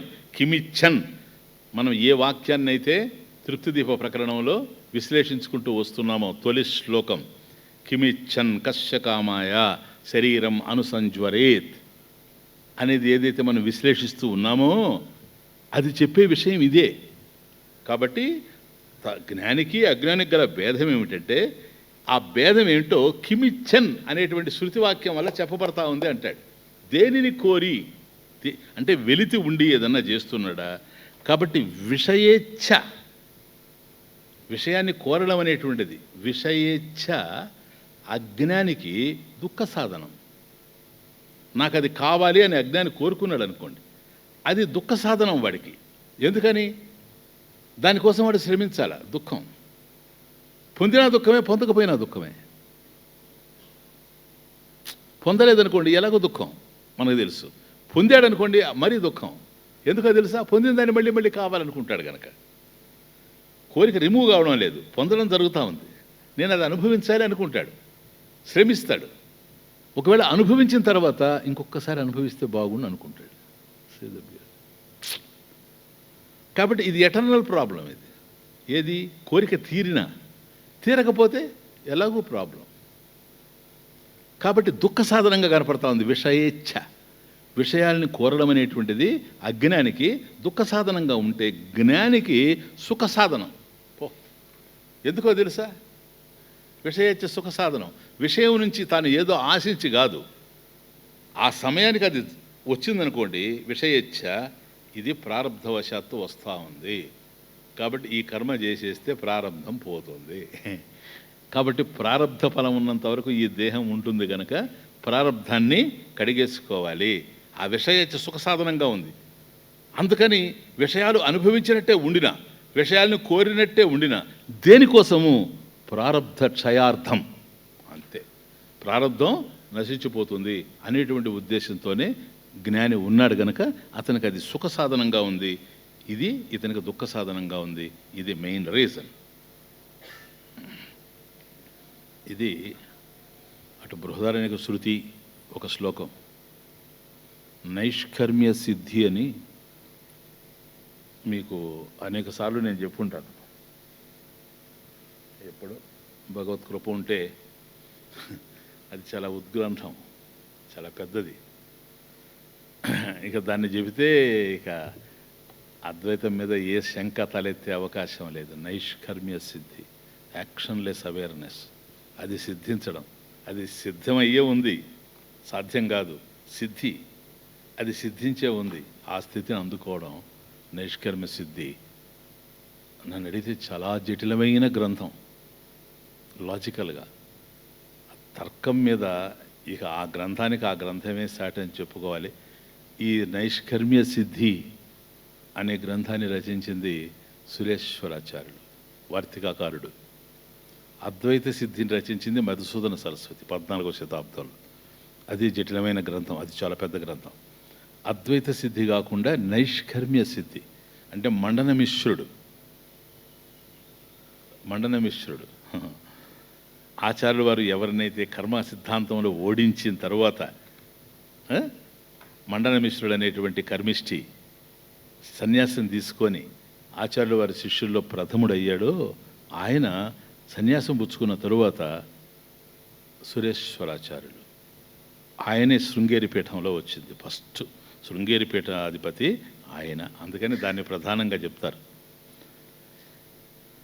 ఈ సురేశ్వరాచార్యులు వార్తికాకారుడు అని కూడా ఆయన్ని అంటాడు. ఎందుకంటే వార్తికం రాశాడు కనుక అన్నిటికీ, ప్రతిదానికి రాశాడు, చాలా వాటికి, ముఖ్యమైన వాటికంతా రాశాడు. ఈవెన్ దక్షిణామూర్తి స్తోత్రం కూడా మీకు చెప్పుంటాను, మర్చిపోయారేమో, మానసోల్లాసము అనే వార్తికం రాశాడని ఈయన సురేశ్వరాచార్యులు.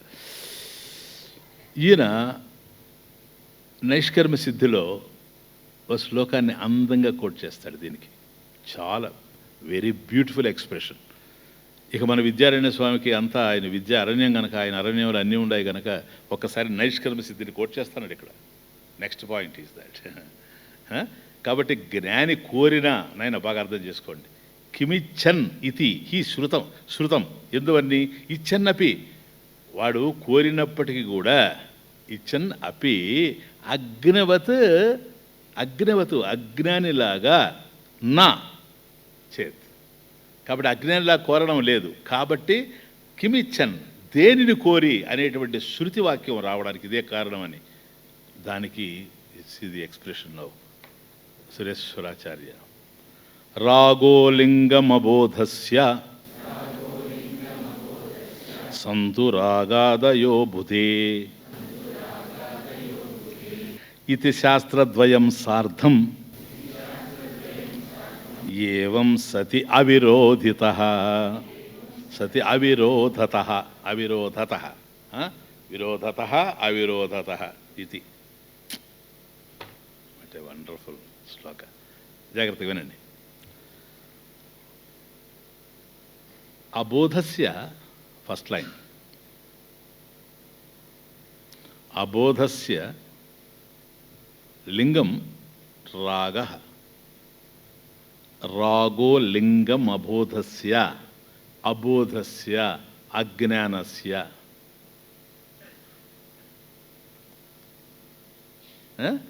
లింగం అంటే చిహ్నం, మీకు తెలుసు కదా, లింగ్యతే అనేన ఇది లింగం. దేన్ని ఆధారంగా చేసుకుని ఒకదాన్ని నిర్ణయిస్తామో అదే లింగం. సరేనా?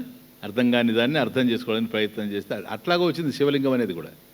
శివుడు మనకి ఎట్లా తెలియడు కదా, శివుని తెలుసుకునే పద్ధతి అంటే లింగం. లింగతే అనేనైతే లింగం.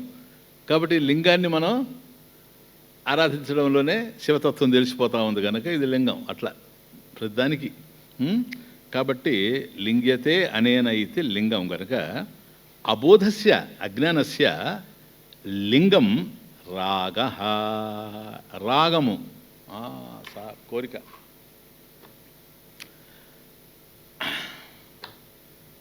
అజ్ఞానస్య అజ్ఞానమునకు చిహ్నం ఏంటో తెలుసా?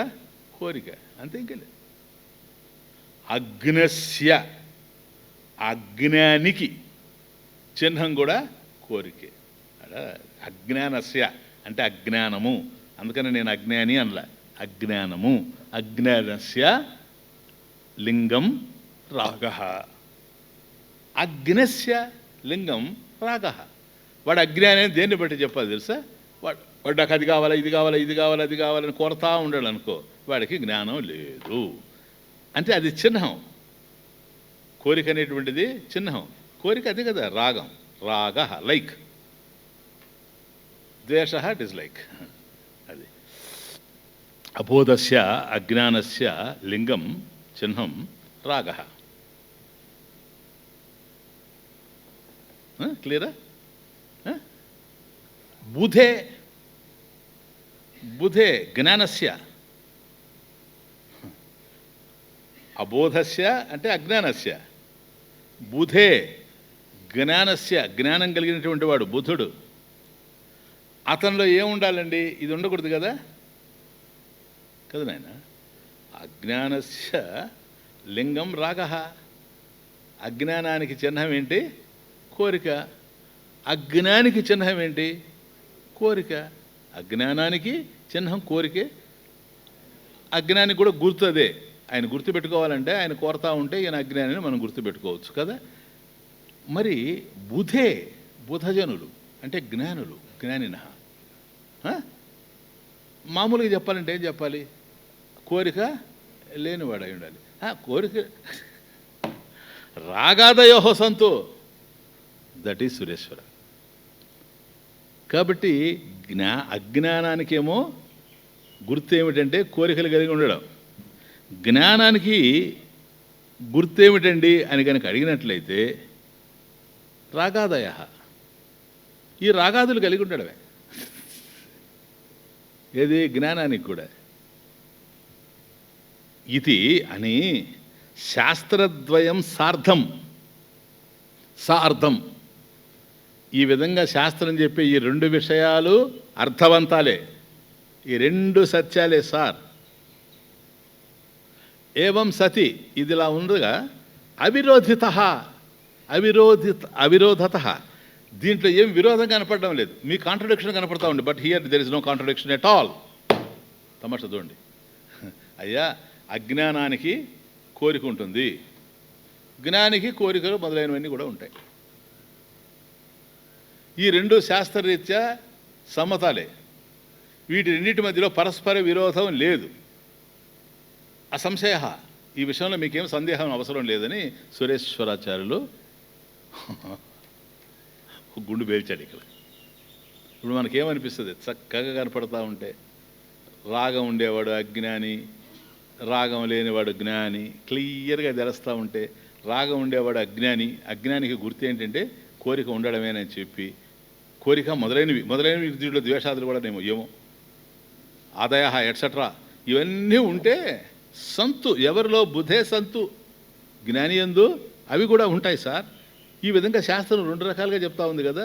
ఈ రెండు రకాలుగా చెప్పినప్పుడు పరస్పర విరుద్ధంగా ఉంది కదా, మ్యూచువల్ కాంట్రడిక్షన్ కదా ఇది. అటువంటిది ఏమీ లేదు.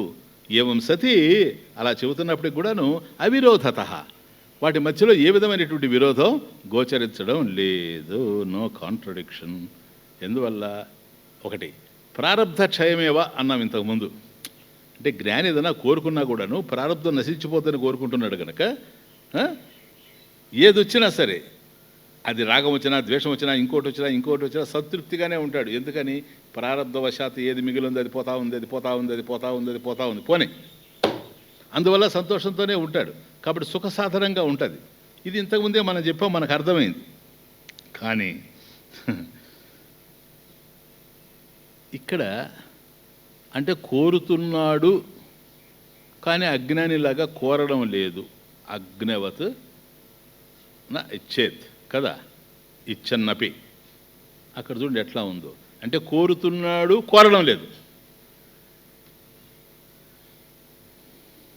విరోధాభాస అలంకారం.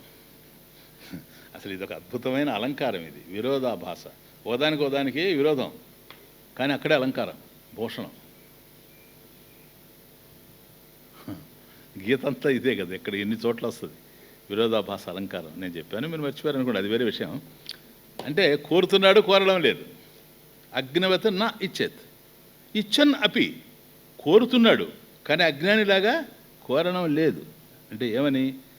ఇచ్చన్ న ఇచ్చతి, పశ్యన్ న పశ్యతి, శృణ్వన్ న శృణోతి. కొద్దిగా జ్ఞాపకం చేసుకోండి. చూస్తూ చూడడం లేదు. పశ్యన్నపి చ న పశ్యతి, పశ్యన్ న పశ్యతి, శృణ్వన్ న శృణోతి. వాసన అది కాదు, ఇక్కడ పాయింట్ అది కాదు. జిగ్రన్ అస్వన్ శ్వసన్ స్వపన్ పర్జన విశ్వ, అదే నేను చెప్పేది. Not that.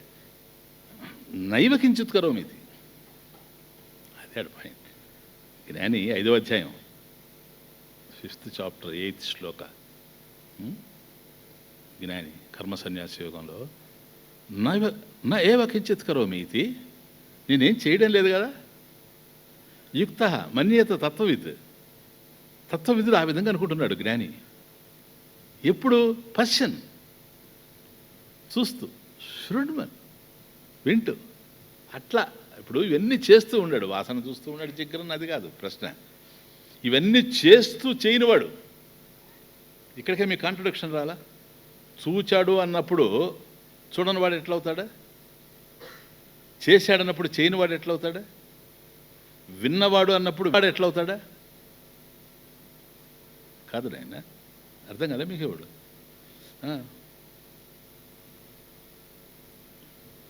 స్పృశన్, తాకుతున్నాడు. నైవ కించిత్ కరోమి అంటే నేనేం తాకడం లేదంటే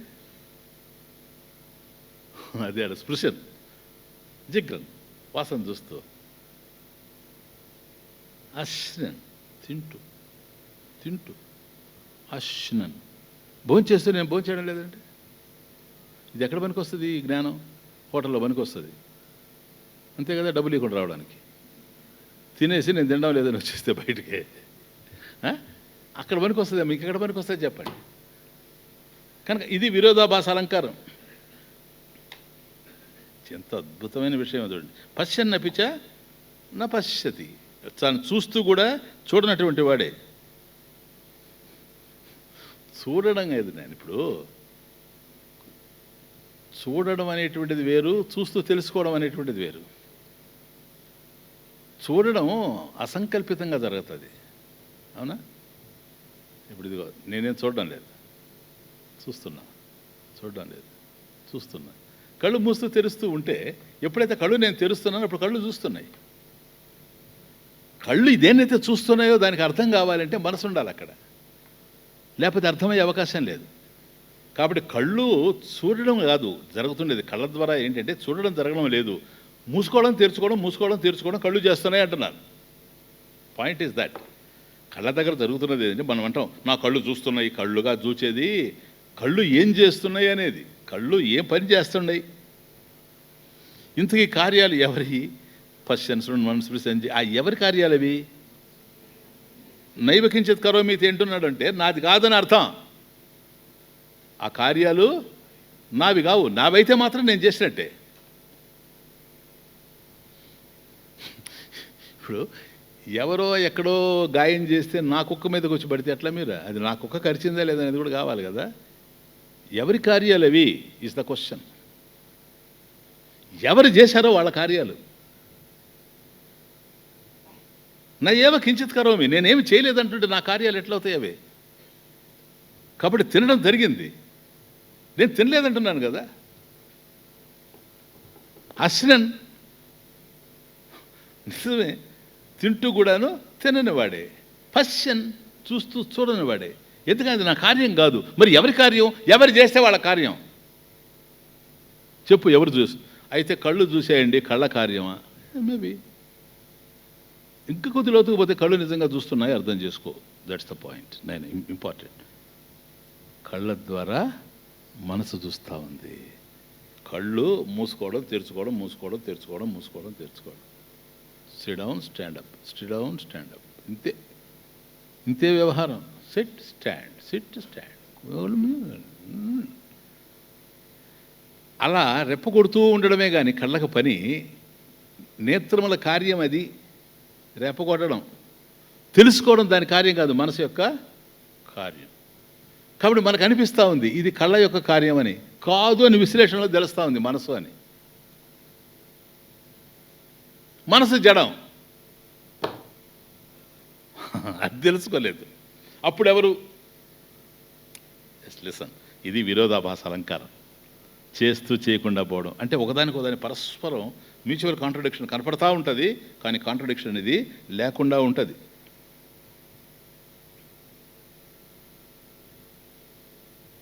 నాలో ఉంటే కదా అవి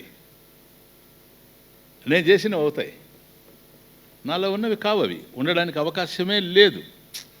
అదే ఇప్పుడు ఒక మ్యాగ్నెట్ ఉందనుకో, నేను మీకు అర్థం కావడానికి చెప్తా. ఒక మ్యాగ్నెట్ ఉంది, అయస్కాంతం ఇటు పెట్టి సూదులు అట్లా పెట్టామనుకోండి, సూదులు, నీడిల్స్. అప్పుడు ఏమవుతాయి? అవి కదులుతాయా? అయస్కాంతం వైపుకి ఆకర్షింపబడతాయా? ఈ అయస్కాంతం దాన్ని దగ్గరకు లాగిందే. యాక్షన్ ఉంది అయస్కాంతంలో, ఉందే, దాని లక్షణం ఉంది. అది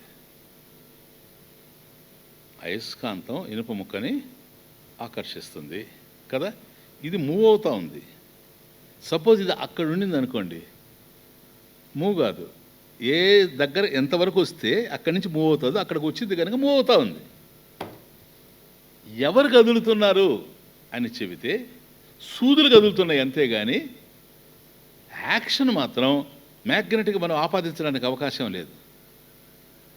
అయస్కాంతం కదిలిస్తూ ఉన్నది, నో, సూదులు కదులుతూ ఉన్నవి. క్లియర్? సూది కదులుతూ ఉన్నది, అయస్కాంతం కదిలించడం లేదు. అయస్కాంతం ఉన్న చోట ఉంది, సూది కదులుతూ ఉంది. అయస్కాంత సన్నిధిలో సూది కదలకుండా ఉండలేదు. అదే సూది కనుక అక్కడ ఉంటే ఇది కనుక కదిలిస్తే అప్పుడు ఇది ప్రవర్తకం అవుతుంది. దాని దగ్గరకు వచ్చినప్పుడు దీంట్లో ఉండే గుణం ఏదో బయటపడతా ఉంది. అర్థం? ఇప్పుడు మీకు ఏదైనా అంతేనా? విచిత్రం. కాబట్టి కర్తృత్వం అనేటువంటిది అయస్కాంతానికి లేదు.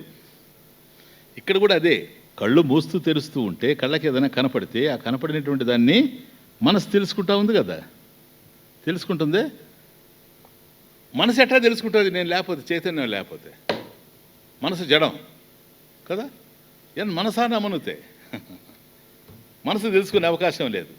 కాబట్టి మనసు తెలుసుకుంటూ ఉందంటే నేను ఉండడం వల్ల అది తెలుసుకుంటూ, తనంతట తాను తెలుసుకోలేదు. కాబట్టి మొత్తం నా మీదనే ఆధారపడి ఉంది. అట్లా చూసినప్పుడు చేసింది నేనే అనిపిస్తూ ఉంది. వాస్తవంగా చూస్తే నేను చేయడం లేదు, నేను ఉన్నట్లే ఉన్నాను అంతే. క్లియర్? దీపం ఉంది నాయన, దీపం ప్రకాశిస్తూ ఉంది. క్లియర్గా అర్థం చేసుకోండి. దీపం ప్రకాశిస్తూ ఉంది. సూర్యుడు ఉన్నాడు తూర్పున, సూర్యుడు ప్రకాశిస్తూ ఉన్నాడు. సూర్యుని యొక్క ప్రకాశంలో సూర్యుడు ఉదయించగానే ఒక వ్యక్తి ఎదురుగా కూర్చొని సంధ్యావందనం చేసుకుంటూ ఉన్నాడు. మరొక వ్యక్తి మర్డర్ చేశాడు. అక్కడ ప్రవర్తకాలు కనపడతా ఉన్నాయి.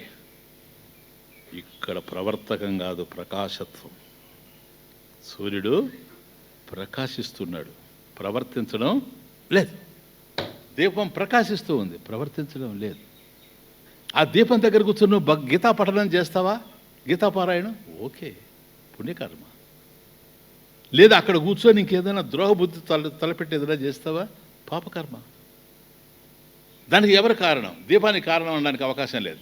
కానీ ఆ దీపమే కనుక లేకపోతే రెండు పనులు జరగవు. సూర్యుడే లేకపోతే రెండు జరగవు. సూర్యుడు వచ్చినప్పుడు ఈ రెండు జరుగుతున్నాయి. కానీ సూర్యుడిలో ప్రవర్తకత్వం లేదు, ప్రకాశకత్వం ఉంది. అట్లా చూచినప్పుడు అందువల్లనే నేను అన్ని చేస్తూ చేయని వాడిని చివరికి తనకే ఆపాదించుకొని అర్జున 4th చాప్టర్ పరిత్రాణాయ సాధునా వినాశాయ అది వచ్చేసింది. చాతుర్వర్ణ్యం మయా సృష్టం గుణకర్మ విభాగశః తస్య కర్తారమపి మాం విద్యకర్తారమవ్యయం. ఫినిష్. నాయన అర్జున, చాతుర్వర్ణం మయా సృష్టం గుణకర్మ విభాగశః. సరే, దాన్ని పక్కన పెట్టండి. కాబట్టి గుణాన్ని బట్టి కర్మల్లో బట్టి 4 వర్ణాలుగా నేను విభజించాను. Keep it aside. నెక్స్ట్, తస్య కర్తారమపి మాం అంటే ఏంటి? ఆ సృష్టిని నేనే చేశాను అంటున్నాడు. తస్య ఆ సృష్టి కార్యానికి, తస్య కర్తారం అపి మాం, తస్య కర్మణ సృష్టి కర్మణ కర్త అహమేవా కాదా? నేనే కదా సృష్టి చేసిందే. తస్య కర్తారమపి మాం తస్య కర్మణ సృష్టి కార్యం. తస్య కర్మణ అంటే సృష్టి కార్యం. సృష్టి కార్యానికి నేను కర్తే అయినా, సృష్టించిన వాడిని నేనే అయినా విద్ధి తెలుసుకో. ఏమని?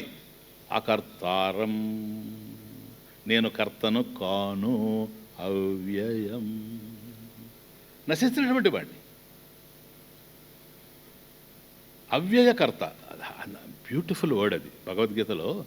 తస్య కర్తారం అపి మాం, నేను కర్తనే అయినప్పటికి కూడాను విద్ధి తెలుసుకో, అకర్తారం అవ్యయం, నేను అకర్తనని తెలుసుకో. కర్మ చేసేవాడిని కాదు కదా, అవ్యయం. ఒకవేళ నేను కర్తగా నీకు కనపడితే అవ్యయకర్త. అవ్యయకర్త అన్నప్పుడు విచిత్రం ఏంటంటే పదప్రయోగం, వ్యయకర్త కూడా ఒకడు ఉంటేనే అవ్యయకర్త వస్తాడు. సుగుణవంతుడు అన్నప్పుడు దుర్గుణవంతుడు కూడా ఒకడు ఉండాలి. కాబట్టి అవ్యయకర్త భగవంతుడు. అవ్యయం, అవ్యయకర్త అంటే వ్యయకర్తలు కూడా ఉండారు. ఎవరు వ్యయకర్తలు?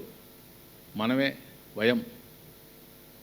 మనం ఒక పని చేసామనుకోండి, మనలో ఉండే శక్తి సన్నగిల్లుతుంది. అది అసలు కర్మ అంటేనే అది సార్. కర్మ చేశాము అని అంటే ఏ పని చేసినా కూడా మనలో ఉండేటువంటి శక్తితోనే పనిచేస్తాం. శక్తితో పనిచేస్తాం కనుక పని చేసిన తర్వాత శక్తి క్షీణిస్తుంది.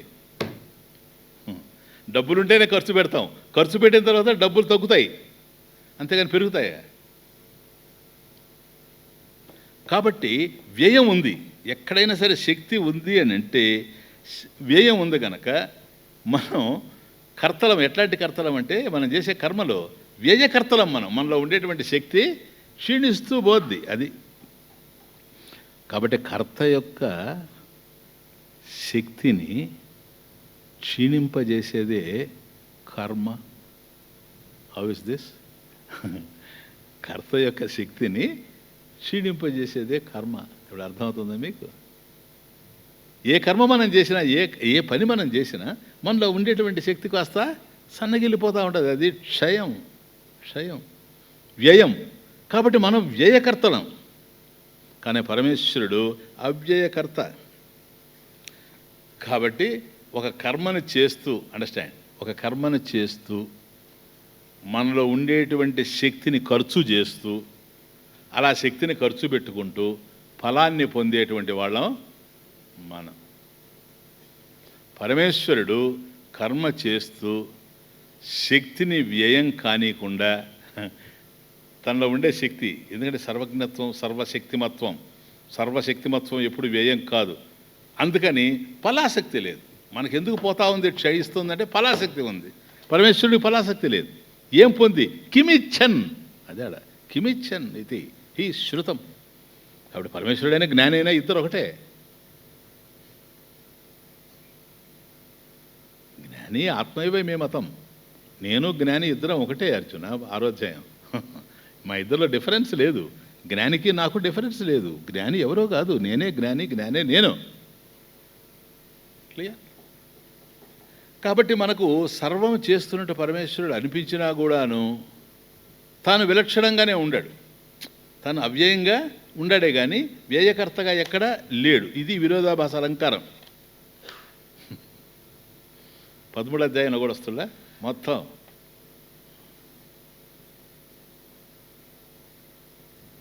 సర్వేంద్రియ గుణాభాసం సర్వేంద్రియ వివర్జితం అసక్తం సర్వభృశ్చైవ నిర్గుణం గుణభోక్తృచ. ఫినిష్. భగవంతుడు నిర్గుణమా? ఎస్. మరి సగుణం ఎవరు? ఆయనే. నిర్గుణం ఎవరు? ఆయనే. ఎట్లాగూ? సర్వేంద్రియ గుణాభాసం సర్వేంద్రియ వివర్జితం. ఇంద్రియాలు ఏవి పనిచేసినా, ఇప్పుడు చూడండి, కన్ను రెప్పట్ట కొట్టుకుంటూ ఉందంటే చైతన్యం లేకపోతే కొట్టుకుంటుందే? అలా కొట్టుకునేటట్టయితే శవం కూడా కొట్టుకోవాలా? క్లియర్? కొట్టుకోవడం లేదు. చైతన్యం ఉంటేనే కొట్టుకుంటా ఉంది. కాబట్టి కన్ను రెప్ప కొట్టడానికి తాను ఉండడం వల్లనే. కాబట్టి సర్వేంద్రియ గుణ ఆభాసం. ఆ సర్వేంద్రియాల్లో చైతన్యం ఉంటేనే. అవునా? వాస్తవానికి అది పరమేశ్వరుడా? కన్ను పోతుంది కానీ పరమేశ్వరుడు ఆత్మ. సర్వేంద్రియ వివర్జితం, ఫ్రీ ఫ్రమ్ దాట్. ఆయన ఉంటే అన్నీ నడుస్తూ ఉన్నాయి. ఆ పరిస్థితుల్లో కూడా వాటికన్నీ విలక్షణంగా ఉన్నాడు. ఇదొకటి విలక్షణ లక్షణం. ఈ విరోధాభాస అలంకారంలో మనకు గోచరించేది ఇది అంటే సత్యం జ్ఞానం అనంతం బ్రహ్మ అనేటువంటి స్వరూప లక్షణం కాకపోయినా ఇది ఒక విలక్షణ లక్షణం. లక్షణం కానిటువంటి లక్షణం ఇది. అన్నిట్లో తాను ఉండడం, దేని యందు లేకుండా ఉండడం. అదే అంటుకునే ప్రశ్నే లేదు, సంగత్వమే లేదు. ఇద్దరు సన్యాసులు, కర్కోటక సన్యాసులు, గెట్టోళ్ళు, ఒక నది దాటాల్సి వచ్చింది. ఉన్నట్టుండి నది బాగా ప్రవహిస్తుంది. ఆ నది ఎలా దాటాలనో వాళ్ళకి అర్థం కాలేదు. ఎందుకంటే చాలా పొరలుతోంది, చాలా చాలా తీవ్రంగా ఉంది ప్రవాహం. సరే, కొంతసేపు అయిన తర్వాత ఒక రోజంతా ఉన్నారు. కొద్దిగా తగ్గింది. అయినప్పుడు కూడా కష్టపడి పోవాలా. సాధువులు ఇద్దరు కూడా స్ట్రాంగ్గా ఉన్నారు. పోబోతున్న సమయంలో పాపం ఒక తల్లి అక్కడ ఏడుస్తూ కూర్చుంది. వీళ్ళు అడిగారు పాపం సాధువులు కనుక, ఏంటి విషయం అని అడిగాడు. అయ్యా, నేను తొందరగా వెళ్ళాలా ఆ వైపుకి, నా భర్తకు బాగలేదు, ఏదో మందు తీసుకోవడానికి ఈ వైపుకి వచ్చాను. ఈ మధ్యలో ఈ వరద వచ్చేసింది, నేను నిలబడిపోయాను, నేను ఎట్లన్నా వెళ్ళాలా, ఈ మందు తీసుకోకపోతే నా భర్త పరిస్థితి ప్రమాదంగా ఉంటుంది అని చెబితే, అందులో ఒక సాధువు పాపం నడుము బిగించాడు. ఆమెను ఎట్లయినా తీసుకెళ్దాం, పాపం కష్టంలో ఉందని. పక్కన సాధువు అన్నాడు, ఉండు, మనం సాధువులం, we should not touch her, ఆవిడ స్త్రీ, మనం ఎట్లా ముట్టుకుంటాం ఆవిడని, ఊరుకో అని చెప్తా ఉన్నాడు. ఇతను వచ్చి ముందుకు వచ్చి, రా తల్లి నేను తీసుకుంటానని. ఎట్లా వస్తుంది ఆమె అంత ఉధృతిలో? ఎప్పుడైతే జల ఉధృతి, నీటి ఉధృతి అంత ఉందో, తను పోవాలా, ఈవిని తీసుకుపోవాలా. అందుకని ఈవిని మోసుకోవడం కన్నా మరొక మార్గం లేకుండా పోయింది. ఓ తల్లిని ఎత్తుకున్నట్టుగా, బిడ్డని ఎత్తుకున్నట్టుగా ఎత్తుకొని పాపం అతని చాలా అతి కష్టం మీద తీసుకొని వచ్చి ఆ పక్కకి దించేశాడు. ఆవిడ వెళ్ళింది. అంతే. ఈ సాధువు పక్కన మొదలుపెట్టాడు. ఇంకేం సాధుత్వం అయ్యా, దీన్ని శాస్త్రం అంగీకరిస్తుంది, ఆయనది ఒక శాస్త్రం, దీన్ని శాస్త్రం అంగీకరిస్తుంది. ఇంకా ఆయనకు దోచిందంతా మాట్లాడుతూ ఉన్నాడు. పాపం ఈ సాధువు ఈజ్ ప్రాక్టికల్, ఆయన వాచాలహ మాట్లాడుతూ ఉన్నాడు. ఇతనేం మాట్లాడడం లేదు, ఎందుకంటే అనుష్ఠానపరుడు కనుక. సరేలే, ఎంతసేపు మాట్లాడతాడు, కొంతసేపు మాట్లాడతాడు కదని. కానీ అతనికి వాచాలత్వం బాగుంది, బహుళ వాచాల. అందువల్ల రోజంతా ఇంకా అదే, ఎక్కడ కూర్చున్నా అదే. ధ్యానం చేసినా కూడా, ధ్యానం చేసావు బాగానే ఉంది కానీ ఆవిడ ఎత్తుకొని వచ్చావు కదా. భోంచేసి అన్నాడు అనుకోండి బ్రహ్మార్పణం అని. బ్రహ్మార్పణం సరే, ఆవిడ విషయం ఏంటి? ఉదయం లేచిన మొదలుకొని ఇదే అయిపోయింది. 5 రోజులైంది. ఆ రోజు ఏదో పువ్వులు కోసుకొని రావాలని పోతే భగవంతుడి దగ్గర అర్చన కోసం ఏదో అక్కడ అంటున్నాడు, ఇవన్నీ బాగానే ఉండే కానీ ఆవిడ ఏంది మోసింది. అప్పుడు అన్నాడు మహాత్మా, ఈ రోజుకి 5వ రోజు, నేను ఆవిడ్ని 5 నిమిషాలు మోసాను, నువ్వు 5 రోజులు మోస్తానే ఉండవు. 5 నిమిషాలు నేను మోసిందా? ఆవిడేదో కష్టాల్లో ఉందని మోసుకొని పోయినా 5 నిమిషాలు, ఈ పక్కకు ఆ పక్క పోయి దించేటప్పటికి 5 నిమిషాలు అయిపోయింది. నేను మోసింది 5 నిమిషాలే, తమరు 5 రోజులుగా మోస్తానే ఉండదు. ఇక ఆలోచించుకోండి తమరు సాధువులు. ఎందుకంటే ఎప్పుడైతే మనసులో లేదో ఏముంది, ఏమి లేదు. పరమేశ్వరుడికి అసక్త సర్వభృత్ చ ఏవ. చూడండి తమాష ఎట్లా ఉందో. సర్వేంద్రియ గుణాభాసం సర్వేంద్రియ వివర్జితం అసక్త సర్వభృత్, సమస్తాన్ని భరించేది తానే అయినా కూడా అసక్త, దేని యందు ఆసక్తి లేనటువంటి వాడు. కాబట్టి గుణాల యందు ఉన్నాడు. గుణాలు నశించిపోతాయి. గుణాలు నశించిన తాను నశించకుండా ఉన్నాడు. గుణాలు ఉన్నప్పుడు గుణాలు ఉండడానికి తాను ఆధారంగా ఉన్నాడు. గుణాలు లేనప్పుడు తాను ఉన్నాడు. అంతే. ఏది తనలో లేదు. అసక్త, వచ్చిన ప్రతి రూపాన్ని తనలో నింపుకుంటుంది అద్దం. దర్పణవత్ జ్ఞాని ఇప్పుడు కూడాను ప్రతి రూపాన్ని. ఇప్పుడు ఏ వ్యక్తి పోయి నిలబడ్డా ఆయన అందంగా ఉన్నాడు కనుక ఈయన చూపిస్తాం అనుకుంటుంది అద్దం. ఎవరు పోయి నిలబడినా, ఇంక్లూడింగ్ కాకి, ఒక్కోసారి కాకి కూడా పోయి నిలబడి చూసుకుంటుంటుంది. అది ఎవరో ఉంది దాంతో ఫ్రెండ్షిప్ చేస్తామని. అర్థమవుతుంది. ఆ రూపం కూడా ఉంటుంది. ఎవరు వచ్చి ఎదురుగా నిలబడితే అన్ని రూపాలు అద్దంలోనే, దర్పణంలోనే ప్రతిఫలిస్తాయి. కానీ దర్పణంలో ఒక్క రూపం కూడా నిలవదు. నిలుస్తుందా చెప్పండి? నిలిస్తే అన్ని రూపాలు ఎట్లా వస్తాయి? కాబట్టి పరమేశ్వరుడు కూడాను అన్నిట్లో ఉన్నట్లే ఉంటాడు, దేనిలో లేకుండా తన స్వరూపం. అంటే ఏంలే, ఉపాధి ద్వారా అంతటా ఉన్నట్టుగా తెలుస్తాడు మనకు. నిరుపాధికంగా ఎక్కడా లేనట్లే ఉంటాడు. నిరుపాధికంగా తన స్వరూపంలో తాను ఉంటాడు. ఉపాధి ఉన్నప్పుడు మాత్రమే ఇది. కాబట్టి ఉపాధి దృష్టితో చూసినప్పుడు ఆత్మ అంతటా ఉన్నట్టుగా కనపడతా ఉంటుంది అన్నిట్లో. కన్ను ఆత్మ ఉందండి, చైతన్యం. మనసు ఆత్మ ఉందండి, చైతన్యం. చెవి ఆత్మ ఉందండి, మనసు ఆత్మ ఉందండి. కాబట్టి చెవి ద్వారా శబ్దాలు వింటా ఉంది. కాబట్టి శబ్దాలు వినడానికి కర్ణబెరగలిగినటువంటి చెవి ఆత్మే, సరేనా? వినేటువంటి మనసు ఆత్మే. కంటిలో ఏదైతే రెటినా ఉందో ఆ రెటినా కూడా ఆత్మే. కానీ దాన్ని చూసేటువంటి మనసు కూడా ఆత్మే. అవి ఉన్నాయి, తానున్నది. అవి లేవు. అంతేనాయన. ఏ బి ఉండవందే అంతే. B is A is not B. కాబట్టి గుణాలు ఇవి అన్నీ కూడాను ఆత్మే. కానీ ఆత్మ మాత్రం ఇవన్నీ అయ్యేందుకు అవకాశం లేనే లేదు. కాబట్టి కర్తగా ఉన్నప్పటికి కూడాను తాను అకర్తే. అకర్తే. నువ్వు చేసావటయ్యా? అవును, ఎస్ చేశాను. నువ్వు చేసావానే? చేయలేదే. ఇప్పుడు మనకు ఈ టైంలో కనపడతా ఉండలే బంగినపల్లి మామిడి పండ్లు బాగా టెంప్ట్ చేస్తూ ఉండే కనుక ఈ టైంలో తెలుస్తుంది. ఇప్పుడు బంగినపల్లి మామిడి పండు రకరకాల ఎన్ని అది తీసుకొని అబ్బా అచ్చా భలే ఉంది, మధురంగా ఉంది అని ఆ కోయడంలో తొందరగా ఇట్లంటే ఎంతో పసుపు పచ్చగా కనపడాల్సింది ఎర్ర కనపడుతుంది. ఈ గాయం దేనివల్ల అయింది? నేను ఇట్లా అంటాను, గాయం వద్దా? ఇప్పుడు గాయం అయింది కదా, రక్తం వచ్చింది కదా, దేనివల్ల? కోసింది ఎవరు సార్? కత్తే కదా నాయన. దాన్ని అడుగుతాం అనుకోండి, ఒకవేళ దానికి మనసు ఇచ్చి, ఏయ్ కత్తి, ఈ పండును కోసేది నువ్వే కదా. అవును నేనే కదా. లేకపోతే రే పండు కొయ్యాల కత్తి తీసుకొని రా అంటారు కదా. అంతేనా? అంతేనా? పండు కొయ్యాల పళ్ళు ఉండేవాడిని తీసుకురా అంటారు. వాడు కొరకడానికి పనికి వస్తాడు, అది వాడు తింటాడు, మనకు కాదు. అందరం తినాలంటే మాత్రం కత్తి కావాలా? కాబట్టి కత్తిని తీసుకురాలా, పండు కోస్తామంటాడు. అంటే దాని అర్థం ఏంటి? కోసేది ఎవరు? పండే కాదు, కత్తే కదా. కత్తిని అడిగామనుకోండి, ఏ కత్తి చెప్పు, ఈ పండు కోసేది ఎవరు అంటే నేనే అంటుంది. చేయి కోసింది ఎవరు? నేను కాదు. అంతేనా? వాళ్ళు నేనే అనుకుంటా అనుకో, కానీ నేను మాత్రం చెప్తా తర్వాత నేను కాదని. ఎందుకని? పండు కోసే ప్రతిసారి చెయ్యి కూడా తెగాలి అనేదే కనుక సిద్ధాంతం అయితే ఇంకా పండ్లు ఎవడు ముట్టుకుంటాడు? ఆయన చేతులు లేనాడు తప్ప. చెప్పండి చెప్పండి. అందువల్ల ఎవరు కోసారు? కత్తే కోసింది. కత్తి కోసిందే. వీడు అపస్మారకంగా ఉండి ఎక్కడో ఆలోచిస్తా అదేమని అర్థమవుతుంది. అది దీన్ని విరోధాభాసాలంకారం అంటారు. సర్వేంద్రియ గుణాభాసం, సర్వేంద్రియ వివర్జితం. ఉపాధి దృష్టితో చూసినప్పుడు అన్నిట్లో ఆత్మ ఉన్నట్టుంటుంది. ఆత్మ నిరుపాధికం గనక దేనికి అంటుంది?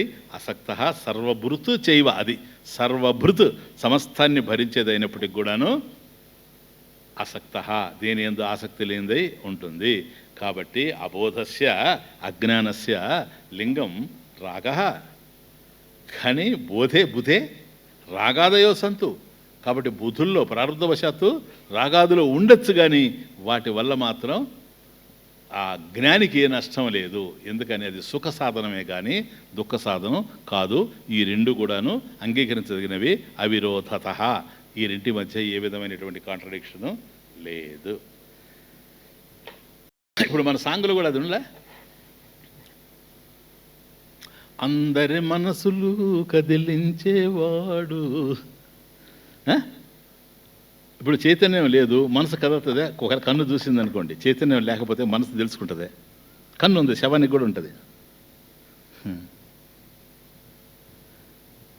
అందరి మనసులను కదిలించేవాడు, కదిలే మనసులకు కంటబడని వాడు. తమాష, మనసులన్నిటి కదిలిస్తున్నాయి, అక్కడ కర్తగా కనపడతా ఉంది మనసు, కానీ దాన్ని ఎవరు కదిలిస్తూ ఉన్నారో దాన్ని చూడలేకపోతా ఉంది. ఎన్ మనసాన్ని అమనుతే. ఇప్పుడు దేనికి సంబంధించినాడు భగవంతుడు? ఎవరికి కానివాడు అందరివాడు, అంతటా అందముగా అలరారు వాడు, ఊరు పేరు లేనివాడు, లేనట్టే ఉన్నవాడు. చూడండి ఎట్లుందో, ఊరు పేరు లేనివాడు, లేనట్టే ఉన్నవాడు, ఊరు పేరు లేనివాడు, లేనట్టే ఉన్నవాడు, ఆనవాలు లేనివాడు, అంతా తనైనవాడు, ఊరు పేరు లేనివాడు. తను లేని చోటే లేదు కదా. తనకు తానుగా మాత్రం ఏది కాకుండా ఉండాడు. ఏది ఉన్నా తనకన్నా భిన్నంగా ఏది ఉండేందుకు అవకాశం లేదు. అది మిథ్య, తాను సత్యం. మిథ్య కూడా సత్యమే, కానీ సత్యం మిథ్య కాదు. అంతే, ఇంకేమీ లేదు.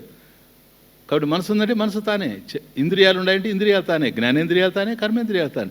మనిషి తానై మనసు తానై, మనిషికి మనసుకు అందని వాడు. కాబట్టి మనసు ఏంటి? ఆయనే. మనసు ఉండే మనసు చైతన్య జ్యోతిష్ అపభాసితస్య మనస మనన సామర్థ్యం. మనసు ఆలోచిస్తుందంటే అక్కడ చైతన్యం ఉంది కనుక. మరి చైతన్యాన్ని అక్కడే పెట్టుకొని మనసు ఎందుకు తెలుసుకోలేకపోతుంది ఏమో. మొగ్గలో పువ్వుల, పువ్వులో కాయల, మొగ్గలో పువ్వుల, పువ్వులో పిందెల, మొగ్గలో పువ్వుల, పువ్వులో పిందెల, పిందెలో పండుల, పండులో తీపిల. లాస్ట్ చూసారా, నిర్గుణం అయిపోయింది. ఇక్కడ కనపడతా ఉంది, పువ్వు తెలుస్తూ ఉంది మీకు, పిందె తెలుస్తూ ఉంది, కాయ తెలుస్తూ ఉంది, పండు తెలుస్తూ ఉంది. మొగలో పువ్వుల, పువ్వులో పిందెల, పిందెలో పండుల, పండులో తీపిల. అది ఎట్లుందో చెప్పండి. పండు ఎట్లుందో చెప్పగలరు, మొగ్గ ఎట్లుందో చెప్పగలరు, పువ్వు ఎట్లుందో చెప్పగలరు, తీయదనం ఎట్లుందో చెప్పండి. అనుభూతి కదా, అపరోక్షానుభూతి. అదే అపరోక్షానుభూతి. కాబట్టి నిరుపాధికంగా తానే శోభిస్తూ ఉపాధి ద్వారా అన్నిటిలో తానున్నట్టుగానే తెలుస్తూ ఉన్నాడు అని గ్రహించడమే జ్ఞానం. కిమిచ్చన్, అటువంటి వాడు ఏం కోరి, కశ్యకామాయ కిమిచ్చన్ ఇక్కడికి అయింది. కశ్యకామాయ నెక్స్ట్ శ్లోక, అది బృహదారణ్యకంలో ఉంది, అట్లాగే నైష్కర్మ సిద్ధిలో కూడా ఉంది. నెక్స్ట్ వీక్ చూద్దాం. ఓం పూర్ణమదః పూర్ణమిదం పూర్ణాత్ పూర్ణముదచ్యతే పూర్ణస్య పూర్ణమాదాయ పూర్ణమేవావశిష్యతే. ఓం శాంతి శాంతి.